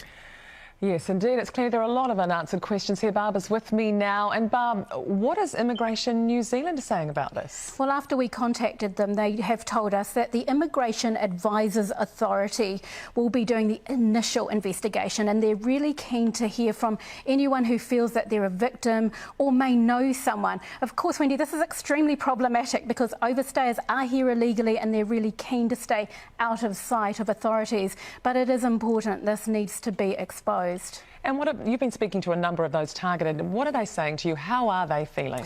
Well, some unfortunately do feel that this is a legitimate scheme, but this absolutely is not. There is no High Court judge there who is going to sign off residency. This is not the case. It is just not going to happen. But for those who do realise that this is not going to happen for them and they've paid across money, they're absolutely devastated and very angry that they've been targeted by people who they trusted. Yeah, I can just imagine. Thank you, Barbara, and no doubt more to come on this story from you. Thanks, Pacific correspondent Barbara Drever with that exclusive report. Hoi ki makainga ko e awatu ai ngongo ni ke mo mea ia mea o ku hoko I ho tau kakai o a ue ki he kau whaiwhekau o ku whai ki ai whalala pia mo e amanaki ai kakai ko ki nau tōlu nau o mai ai mea o ku mooni mo totonu.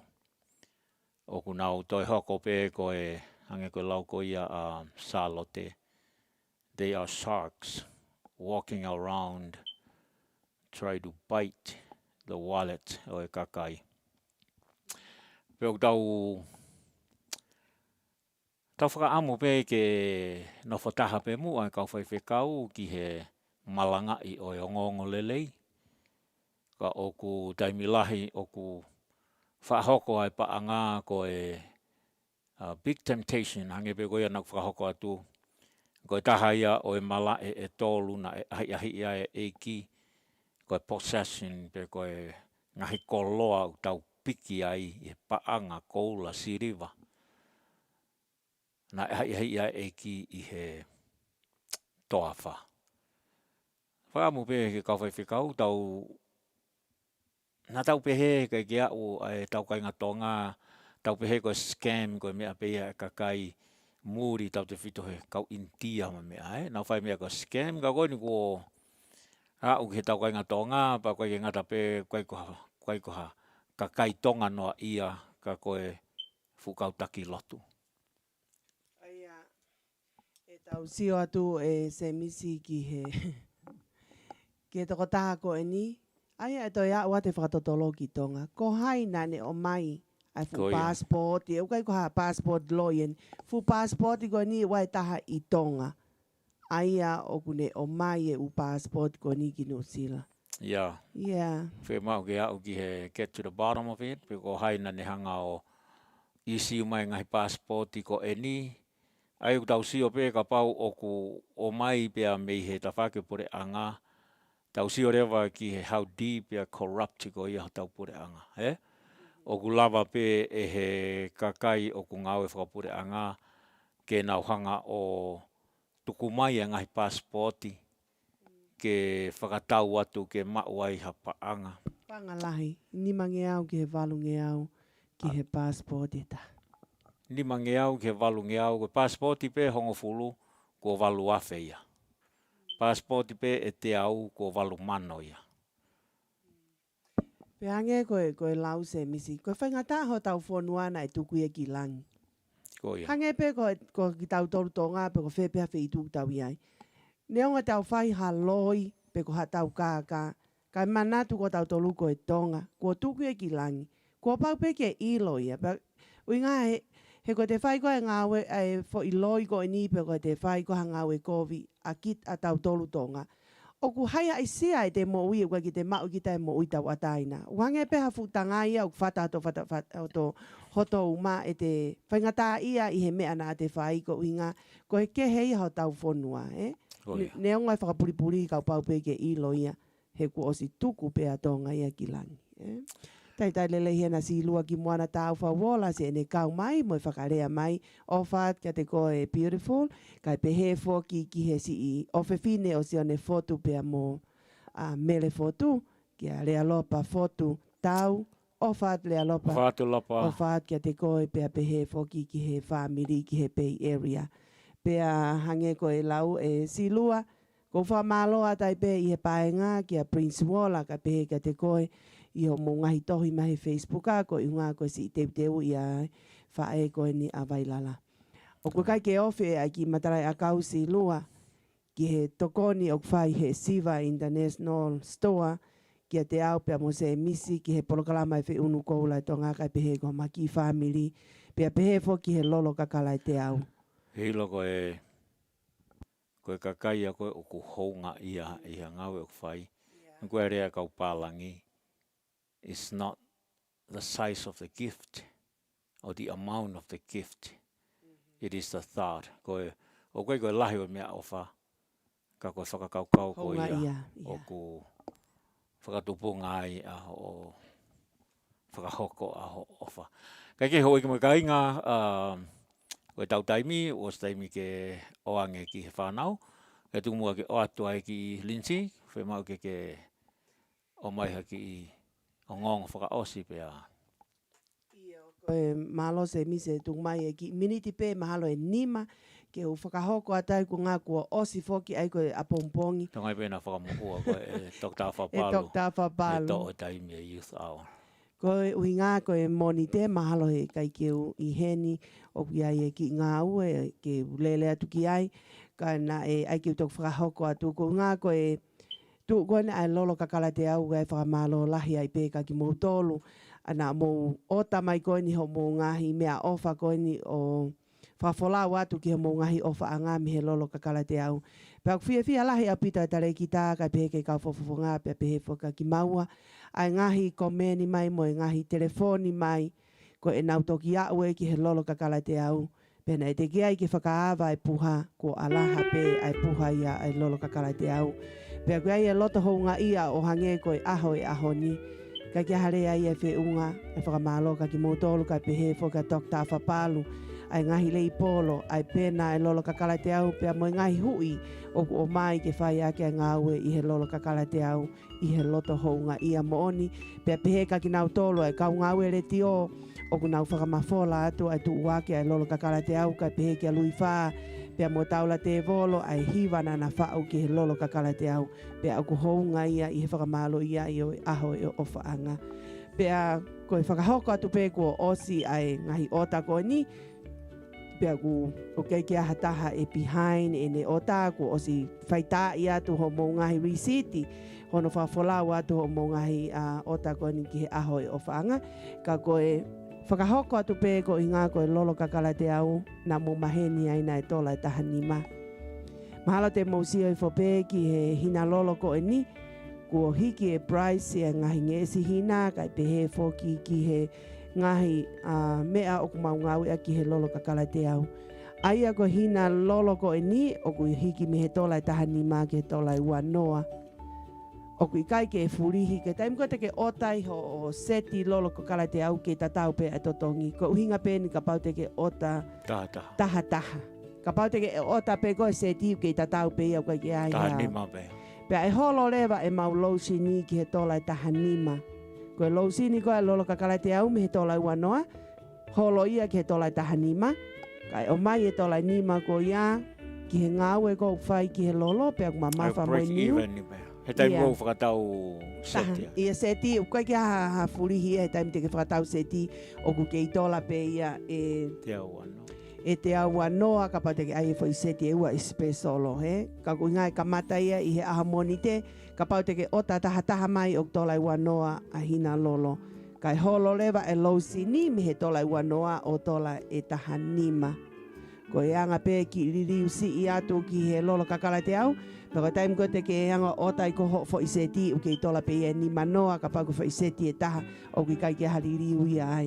Ko liriu pe ka pa te ke ota taha o tola i wanoa a hina coconut oil kai holo ai lotion ni ke tola i taha nima. Aia o kui kai ke iai hafu me ai e ke ko holo pe tola nima ai lotion ni o ave ia ki he fo i hina niu o pa nga e wanoa ko ia ko ki liriu pe ia i he fo lele atu ko ai lolo kakala te au. Ka mo mana tu yang nau tolo kunau ota ko ngai business e ke hepe e kutu uaki me he retail me he taimi ko ave ka ki nau tolo ia nau faiteria ki nau tolo he nau ngai fare koloa he nau tāna ki kia e nau shipping e nau wholesale he ko ngā ka pau o kuke ota pa ke sio ke price o ke ko mea faiteria pe ia ki nau tolo o kunau ota at me lolo kakala te au pe hange ko nau tolo asleiria mo nusila manatu ko e FedEx o kuma mafa hono totongi ave e nau lolo kunau add up kia e nau se niti ko ia pe amo e peseti e nau whare koloa o kunau whakatau atu ai. Ko ia ka pau ke fia mau ke otaha o lolo kakala te au fetu tak mai pe ke telefoni fitu ono noa ono walu ono noa ua kai pehe foki ki he Facebook ko ho telefoni mai pe ke rinti po me pe ko e latu manu ki hua kau pe ko e taha kau whafufonga pe ko se mis po me. Sai whamalo to pito hoe kumakainga pe a iha ki miniti e taha me heni e hoko mai rewa a Marie pe a mo e Pome Sisters whakahoko atu a e polo kalama anga maheni ko ia o e aho tokonaki ko e Youth Hour pe o atu a e whakamalo ke te kumotolo hono kotoa pe o kumo i he paenga ka whai whekau pe he ke te kumotolo hono kotoa pe mahalo ko e ka hau wawe mai o ku whakaamu e kau mai a Naresoni tupou ke whai hapo tala noa. Ko Naresoni tupou whoke o kune whai e hen tolo mea kon whika ngui passporti pe mo ngahi mea whakalao. Ko mea kau whakalatai a Letio Vake Tali Folau ko Letio ni ko e maua e ngahi o ngongo i Amerikani. Whakatonga i atu ia ngā koe si i kauto ulekereka pe pehe mo e ngahi o ngongo e ngahi whanua kotoa pe o whakahoko ia ngai polokalama ko Letio Vake Tali Folau he. Pea koe mea mau inga ke mo share tu ke nau si i whanonga kautou rekereka ke ngahi o ngongo me ngai whanua ke he. Pea ku taitale leifo ke na Ameria Nisa, whamaloat Ameria si whakarea mai. Pea pehe ka ki mo tolu pea ka taki pe na osteute se mise ngahi love song ke o ata ki mo tolu ka koe taimi. O ku no i he ahako ni ku ngā koe ngahi polokalama koe ni o ku teuteu mai i ho matua. Ka koe moni te ena se misi e kei ata pe ke tā atu ho mō ngahi love song. Pea ko whakamonu ia e atu ak mō tolu koe na ak mō milimili ai lolo kakala te au. Hange koe lau te mō toksio ki he mea koe lau maria o wha i ho mō ngahi api, i he mātua, i he whānau, i he taimi koe te ke milimili ai lolo kakala te au. He neonga e te wala motua ka te kaukau pea te milimili koe namu lelei ko ia une ave loto e toko taha kotoa pe mo e tala noa lelei ki a koe ka pau te ke whakaofo ofa mo alaha e ngai kakala o kuke ai ki hosino, he? Pea koe maho inga ia ai lolo kakala e te au, he kai toi ngalo ai ngai fo i kakala koe au ke milimili. Mene o maare ka hawari hu mai tō a o ku mono ata fo hina lolo kakala te au i hasu e te. o whakalata. I hanga mō tolo e mau kawa, mana tu i uhanga he kawatonga, whaka ai ho mō kiri ka ke toi ngingila.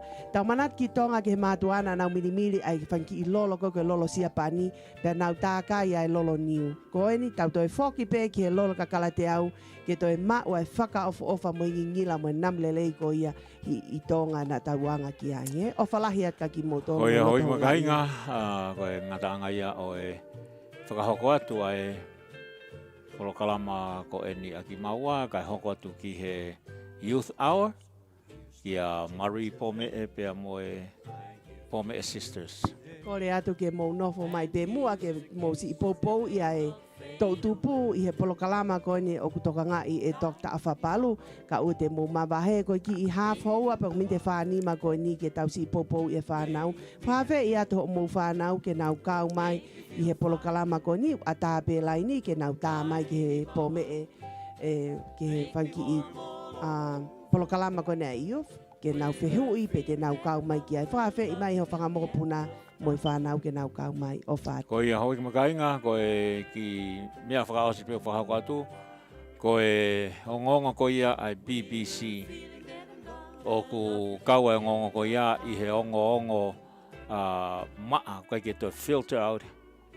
Pea koe nau ngahi o ngongo o wha o mai o kai ke whaasai e Facebook ai ko hinga ko nau tuku mai ai ongo mo oni. Pea ko whawhenga Facebook ke nau hanga o center ai ngahi o ngongo e BBC ko ngahi kau kovi ia ki he mea ko ia o kunau whahai ko ia o kunau kau. Kai ke he tukatu pe ia ki he BBC pea mo e Facebook ke nau toki se tolo atu mea ko ia.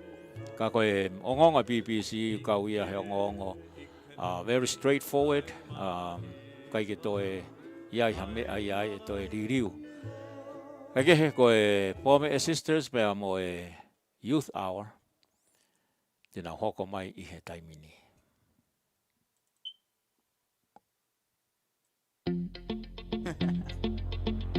Hey yo, big wave, turn the mic on.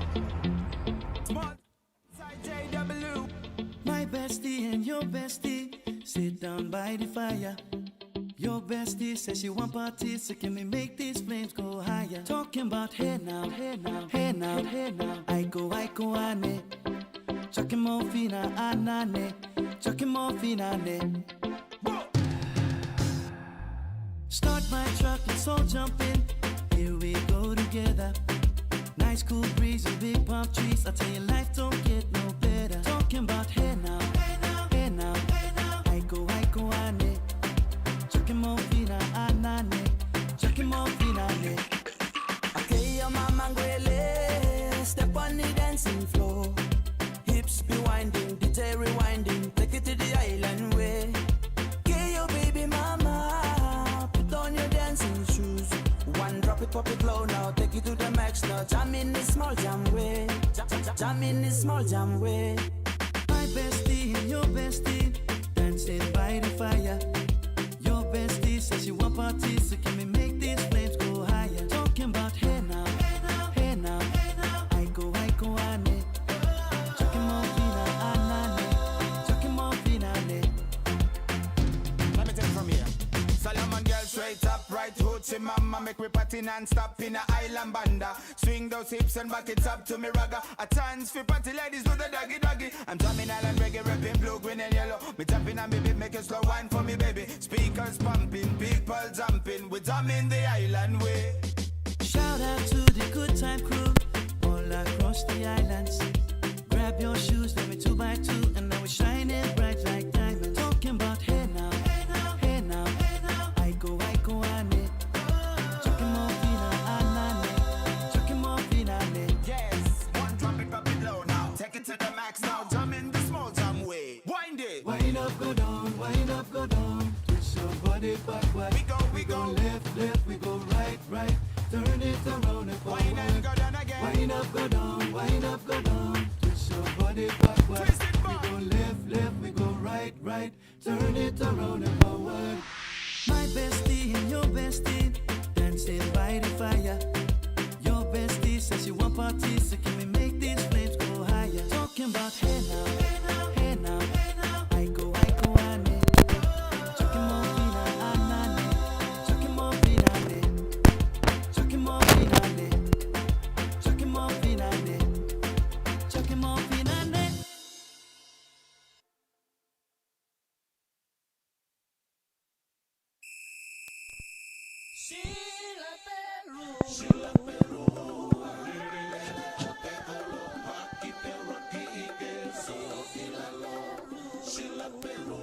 Hello.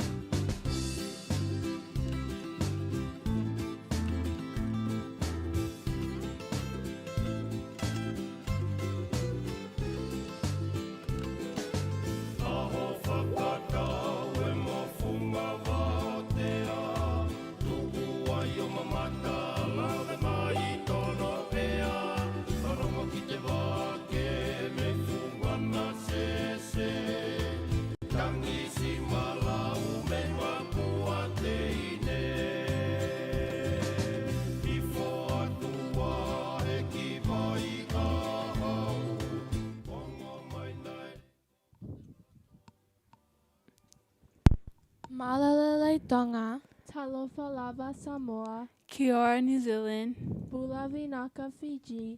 Aloha, Hawaii. And hello, America. My name is Marie Pome'e. My name is Salote Anaseni Pome'e. And my name is Belina Nakita Rita Pome'e. And welcome to Vake Tali Folau Youth Hour. Today we'll be having a program with Dr. Afopalu, and we're going to be interviewing him. So, yeah.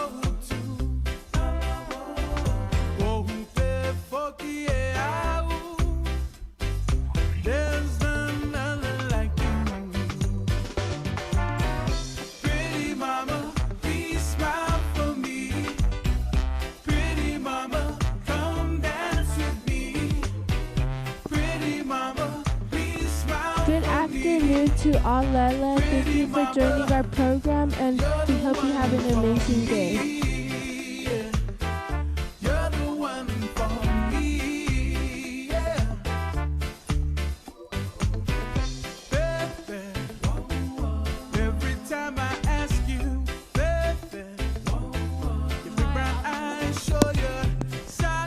Good afternoon, Alama from Salt Lake City. Thank you for joining our program, and we hope you enjoy. I'm so crazy about you, Yahweh. Just tell me when I ask you, baby, that you will always be my baby. Oh, you are very special, and for Ilole too. Oh, for there's none other like you. Pretty mama, please smile for me. Pretty mama, come dance with me. Pretty mama, please smile for me. Pretty mama, you're the one for me. Yeah. You're the one for me. Yeah.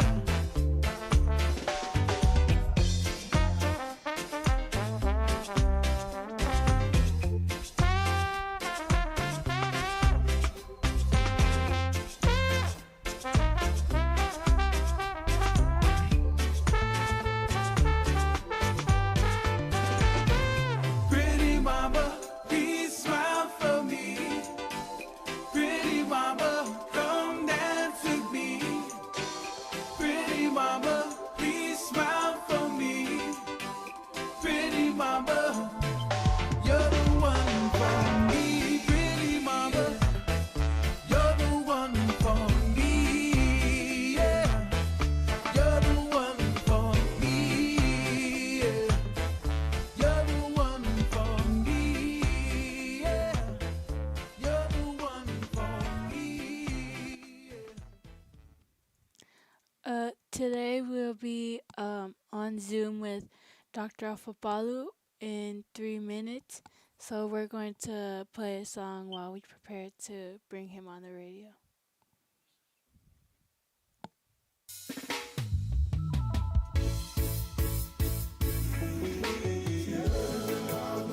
Let's go. Now grab it to the floor with what you said so.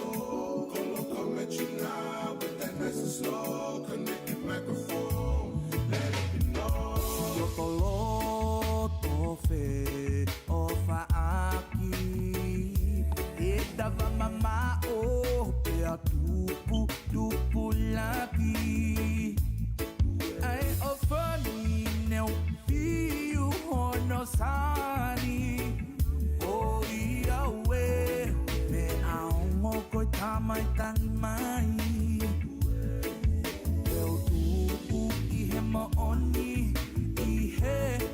Good morning, or good afternoon, Dr. Afopalu.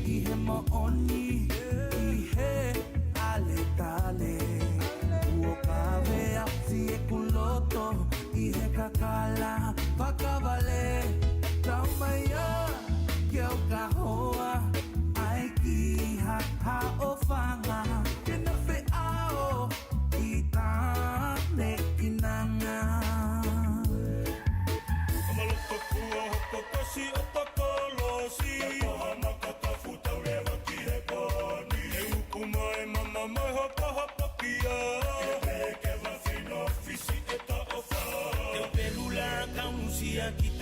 nanga e itulu se sia ale tale oi ofa te uluga hoku koto.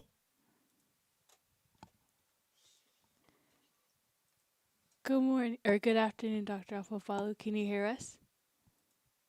I can hear you loud and clear. Can you hear me? Yeah, we can hear you.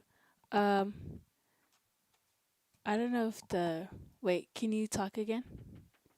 Yeah, I can hear you. Oh, okay. It's going through the computer. Let me see if we can.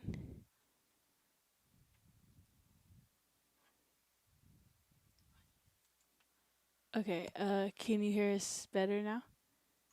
Yeah, I can hear you. Okay, it's going through the computer, so we're gonna see if we can do it through the radio.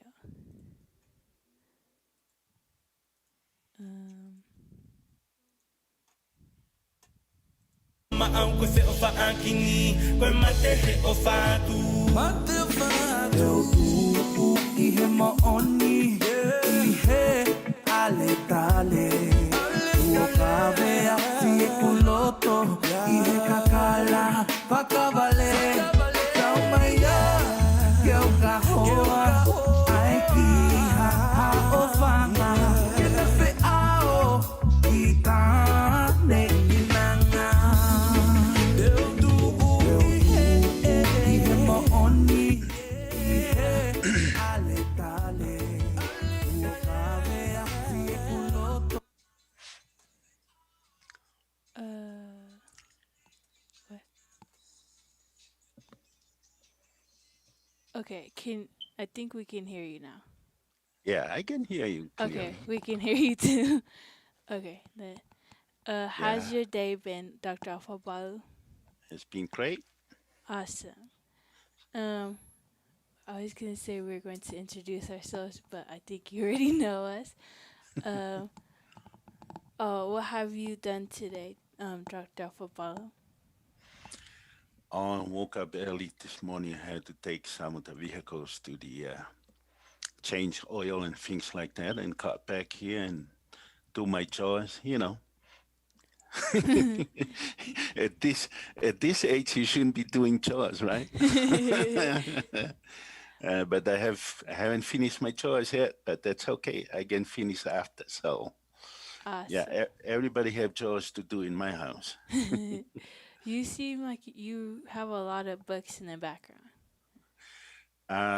Just books. I have my books, interesting enough, from high school, BYU Hawaii, and BYU here. So I don't sell the books that I buy for my classes, mainly because I like to read them every now and then. Day like this in Utah, it's raining and snow.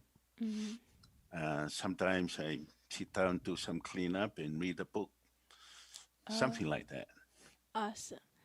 Well, we are ready to ask you questions, and I'll go first, then Anna, and then Paulina. Okay, can I say something before you ask the question, though? Oh, yeah. Man, this is a new era of broadcasting, television, and radio that you, the Pome sisters, are doing. To stream live somebody via Zoom and have the conversation as if like we are there in Victorville, you know? So congratulate you and your father, James Bond, for taking care of this. This is awesome. Go ahead. Thank you. So my question is, as a professor of BYU, when your students are struggling in your class, how do you tend to help them? That's an awesome question, and I'll tell you why it's awesome. Because as teachers, okay, I think that you can talk to all of the teachers, they'll probably say the same thing. If you want to make money, teaching is not the way to make a lot of money, okay? You go into teaching because of one thing and one thing only, because you love to help students. That's it. And some people do it in full time. Some people like me do it part time. So my goal is to help my students.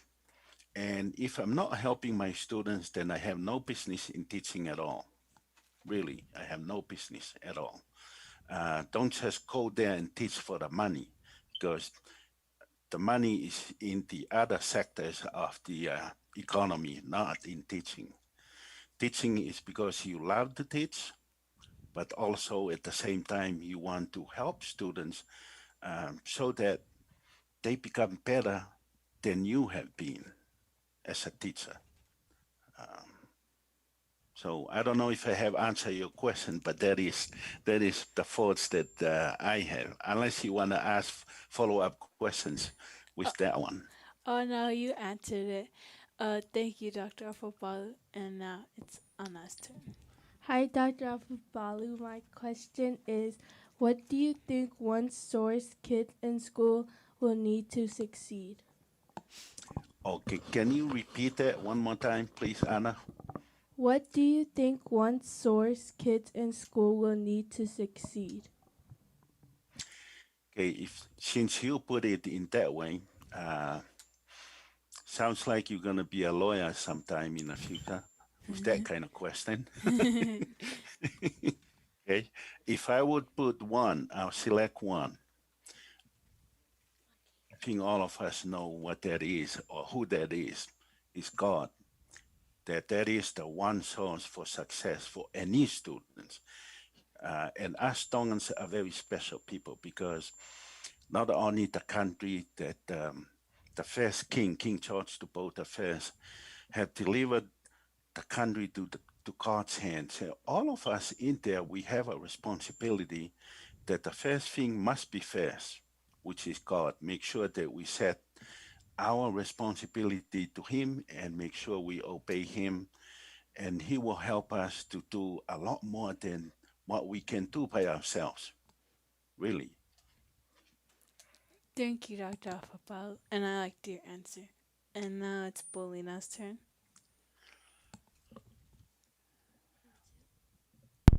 Hi, Dr. Afopalu. This is Lena, and my question for you is: Does parents' education affect children's education? Does parent education affects what? Their children's education. Okay, that is another fantastic question. Sounds like you guys have done a lot of homework. Okay, let me tell you what the research have said, and I'll tell you my experience so that you can judge, that the answer is not always true in that question. For example, according to research, okay, the parents' education always have an effect on the children's education. For example, if the parents' education, perhaps the parents will drop out themselves. Almost always what I have seen personally and what the research have shown, a lot of their kids will also drop out from school. Okay, so other research have shown that some of the students, okay, some, not all, some of the students, when their parents, let's say that the parents just both of them get to high schools, okay, the mom graduated from high school, the father graduated from high school, they never gone to college, okay. Those students, some of them make as high as going to college to a 4-year and get a bachelor's degree. And the research have also shown that if the parents were actually graduates themselves, not just from high school, but college now, they get a bachelor's degree or master's degree, it seems to elevate the status of students, meaning that the students will also seek after college degrees because of what you have seen in their parents, okay, or what you see in your parents. Now, those are some of the research and things that are out there. Now, I'll tell you my experience. My father dropped out of elementary school on the 3rd grade. My mother graduated from high school in Liahona. With that kind of background of my parents, most people always said, you're not supposed to be here. You're not supposed to go to college. You're not supposed to get a bachelor's degree. You're not supposed to get a master's degree. Let alone, you're not supposed to get a doctorate degree. Okay? This is why your question before, Marie, is very important, because all of the success comes from God himself. So if we set that path right, no matter my background, what they call socioeconomic status, okay? If both my parents were poor, and my parents were poor. My parents, one they graduated from high school, and one only went up to 3rd grade and dropped out from elementary school. With that kind of background, the only reason I believe that some people rise above those, number one is because their beliefs in God. Number two, because they have within them the driving force for success. Okay. If somebody asks me, have you faced a lot of obstacles all these years? Yes, absolutely. A lot of obstacles. But I am not one of those. I'm not a very smart guy, quite frankly. But I am a very hardworking person. I will work and work and work until I get it. That differentiates those who are geniuses, who never gone to college or never got any college degree, with those who are okay, but they are hard worker. So if you are a hard worker, you work hard at home when mom and dad tells you, hey, your choice is to vacuum the floor. Work hard at it. And if your homework that you know your homework's due next week, and they're not even done yet, work hard at it to get it done this weekend. So Monday, if it is a holiday, you relax. You know, eat some ice cream, do a little bit of walking. So those are the kind of things. The research is there, and the experiences are there. So you will judge what comes to your mind and say, okay, yes, parents have an effect if their educational achievement has an effect on the educational achievement of children. That is what the world wants everybody to know. This is why it's important to believe in God and have faith and work hard. So that's a long answer for your question. Thank you, Dr. Folau, for putting in detail. We all liked your answer, and yeah. So it's my turn to ask you a question, and my question is, what are the best ways to study during online school, since there's like a lot of noise from like family in the background, and you have to like always do like chores and stuff like. Great question, because I have talked to my students about this. We were given an opportunity to do a hybrid, meaning we can teach on campus and teach off campus via online classes. So I wanted to teach just on campus. After the second time we met, I felt that the students, because all of them are married and they have kids, they come straight from work to class, and some of them always come late. And I thought, I need to ask these students, what can we do? So the thought came to me and said, hey, how about if we were here on Tuesday and Thursday we're home and I'll teach online via Teams on Microsoft? Everybody loved it. So that is part of how you love your students, how you work with them. When the teacher know your students, you know what they need to do, and you know what your responsibility towards them as a teacher. Okay, because time and money are spent by them, spent by the university paying you as a teacher, and you need to foster the environment of learning from your students. Now, the online part is quite interesting. When I asked them, do you guys struggle with online classes? Okay. And I want you to know that only one of them is a minority, the rest are Palangi.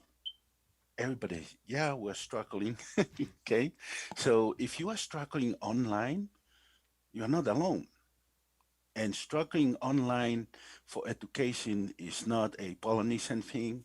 It's not a Caucasian thing. It's not a Asian thing. It's not a Hispanic. It's not a Black and African American thing. It's not even a Native American and Alaska natives. Okay, it's everyone. Everyone have that because you and I are social beings, and because we're very social, especially Pacific Islanders, we like to, I remember when we came and picked you sisters up from school, like Paulina said. Paulina always like to say, hi, bye. Okay. It means that you are social. And when you are removed from school, you no longer go to school, but you sit in front of a computer. It decreases your social ability to interact differently than through a Zoom or Teams. Okay. So the best way to answer your question is this. If your class, let's say your class, Marie, Anna, and Paulina said 8 o'clock to 12 o'clock p.m., 8 a.m. to 12 p.m., okay? And everybody is home, so you need to have a family calendar and write them down in there so the families know what's going on with so Marie, Anna, and Paulina, they have classes from 8 a.m. to 12 p.m., which means everybody else, if you want to be screaming and running around, you go outside and do that outside. It's really this is the real way of working with them. So everybody knows, your dad knows, your mom knows, and everybody in the home knows that 8 to 12, we cannot bother Marie, Anna, and Paulina.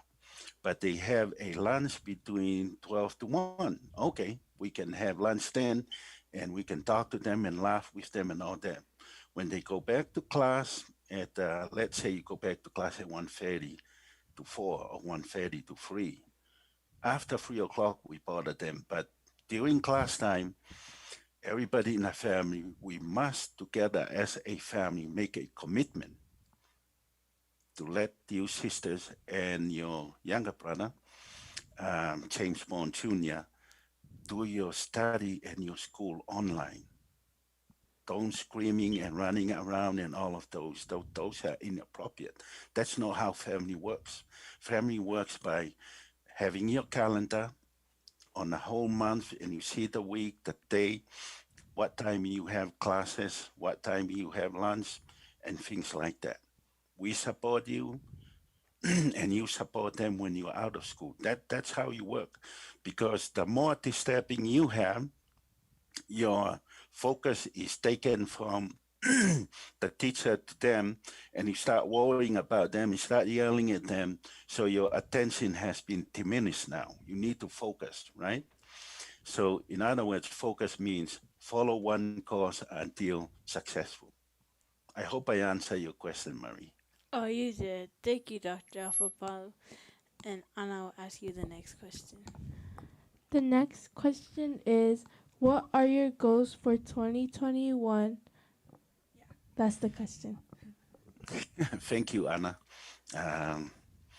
You see how people that are going to be lawyers, they ask a kind of question that sometimes it's kind of like get to the core of the person. Huh? 2021, one of my goals, okay, I'll tell you 3 goals. I want to be a better teacher to my students. That's one of my goals, okay? And by doing that, I mean, I need to be more prepared. That's part of my things that I do on Saturdays, make sure my lectures cover the things I want them to know, things like that, okay? I get to class on time. I always get to class on time, an hour before students show up, okay? So I run for my work and get to class on time. And then number 3, as a person, I want to be very sensitive to people's ideas and perspectives. That is something I struggle with over the years, okay? Because I sometimes tend to, okay, my ideas is the right one, so your ideas is not. But I tend to think, okay, I'll listen to your idea. Hey, that's a good idea. Let's do that. Okay. So my younger brother was talking to me earlier today, and he said something, and that we were doing some work together, trying to do a little business on the side. And usually I would tell him, no, your ideas are nonsense, you know. He get accustomed to it, and I find he was surprised when I told him, hey, that's a great idea. Why don't we do that? So he asked me, are you sick or something? I said, no, I'm not sick. I'm okay. So I think that those are my 3 goals. And goals, you know, when you set goals, there is a proper way of setting them, following them, analyzing them, and then you follow up. If you cannot analyze your goals, you're wasting your time because you don't know where you are at. So if you're going from, let's say you're driving from Victorville to San Diego, you know how far, you know what, which highway you're gonna take, and which basically you know which gas station you're gonna pull over and fill up some gas and things like that. So you have some idea of those. So you analyze, okay, I've been gone for 20 minutes now. I should be coming up. This place should be coming out, that place. So you know and you are aware when you actually set your goals properly. So that way, educationally, if I want to get an A in my class, but I spend a lot of time sleeping day and night and not doing my homework, I won't get there. So that's why it's important to evaluate your goals, set your goals, properly evaluate your goals, and then work on that. Okay, you don't wait until a month to do the evaluation. You can evaluate them every day, real time, as they call it. That's a great question. Thank you, Dr. Folau. And then I'll ask you the next one. Hi, Dr. Folau. This is Lena again. And my question for you is, what's the hardest part of being a professor? If I had to say 1 or 2 about the hardest thing of being a teacher or professor at the university, I'll tell you one example. Okay, I expect students to know how to write scientifically because these are science classes, right? And when you have students that sophomore or junior and still don't know how to write, sometimes you get a little bit frustrated and you almost say, where have you been? Did you actually learn this in high school? But you don't want to let your frustration be known. And you turn to the board and write something, then and say, okay, I can see why you wanted to know that. Okay, let's go do this. I'll show you an example. Okay, so the hardest part is not try to always maintain coolness as a professor, but also at the same time, you do not want your students to lack confidence. So as a teacher, you want to build their confidence, okay? Like for example, if you come to class and let's say we take the quiz and you get 1 out of 10, as a teacher, you should say, hey, what can I do to help you? So the next quiz, you get a 10 out of 10 or 8 out of 10, not 1, right? So that is what I prefer to be as a teacher, to be sensitive. Back in 1998, when I started teaching at the university part-time, that was not the case, okay? As you get older, you get wiser, and hopefully I'm getting wiser. My wife said I'm not yet, but But it's very good to be sensitive to your students, because when you know your students, you actually know what they need, and you know what you should do in order to help them meet their need. Okay, and that way, when you leave, you will never forget your teacher. Okay. Great question, Paulina. That was our last question because we're like running out of time. But we thank you for coming on the radio with us and letting us interview you today. Okay. Before I before I say goodbye, next week I have Dr. Joseph Beckman is gonna join the program. Okay, and I'll give you his contact numbers and things like that that I always give you. He's a very good guy, has been a teacher, principal, and now he's in the district, the Alpine School District here. So I'll give you the info, but I want you sisters to know, you starting today, Zooming, you can Zoom anybody worldwide, and I will invite a lot of them to start coming to the youth hour. And all the people, Dr. Harris always, she told me, hey, let me know when it's the next time to be on the program. She loves you sisters, and she's amazed, okay? We all love you, and work hard, you will get to that part in a few years. We love you, my sisters. We love you too. Okay, bye-bye. Bye. Thank you, Dr. Afopalu, for joining our program today.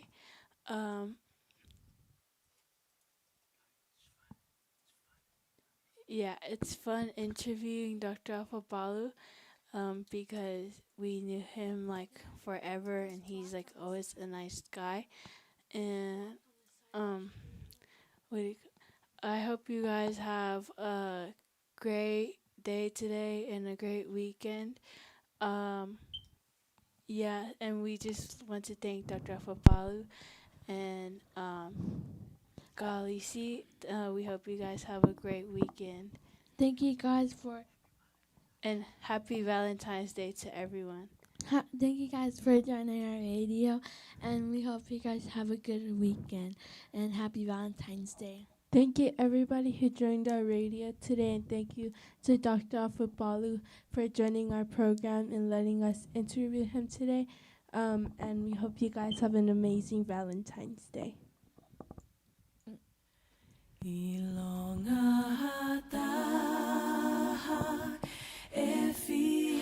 Ofa atu from the Pomete sisters. Bye. Ke tui e tali e sisu hata hapehe. Happy Valentine's Day. He okune kumi ai sipina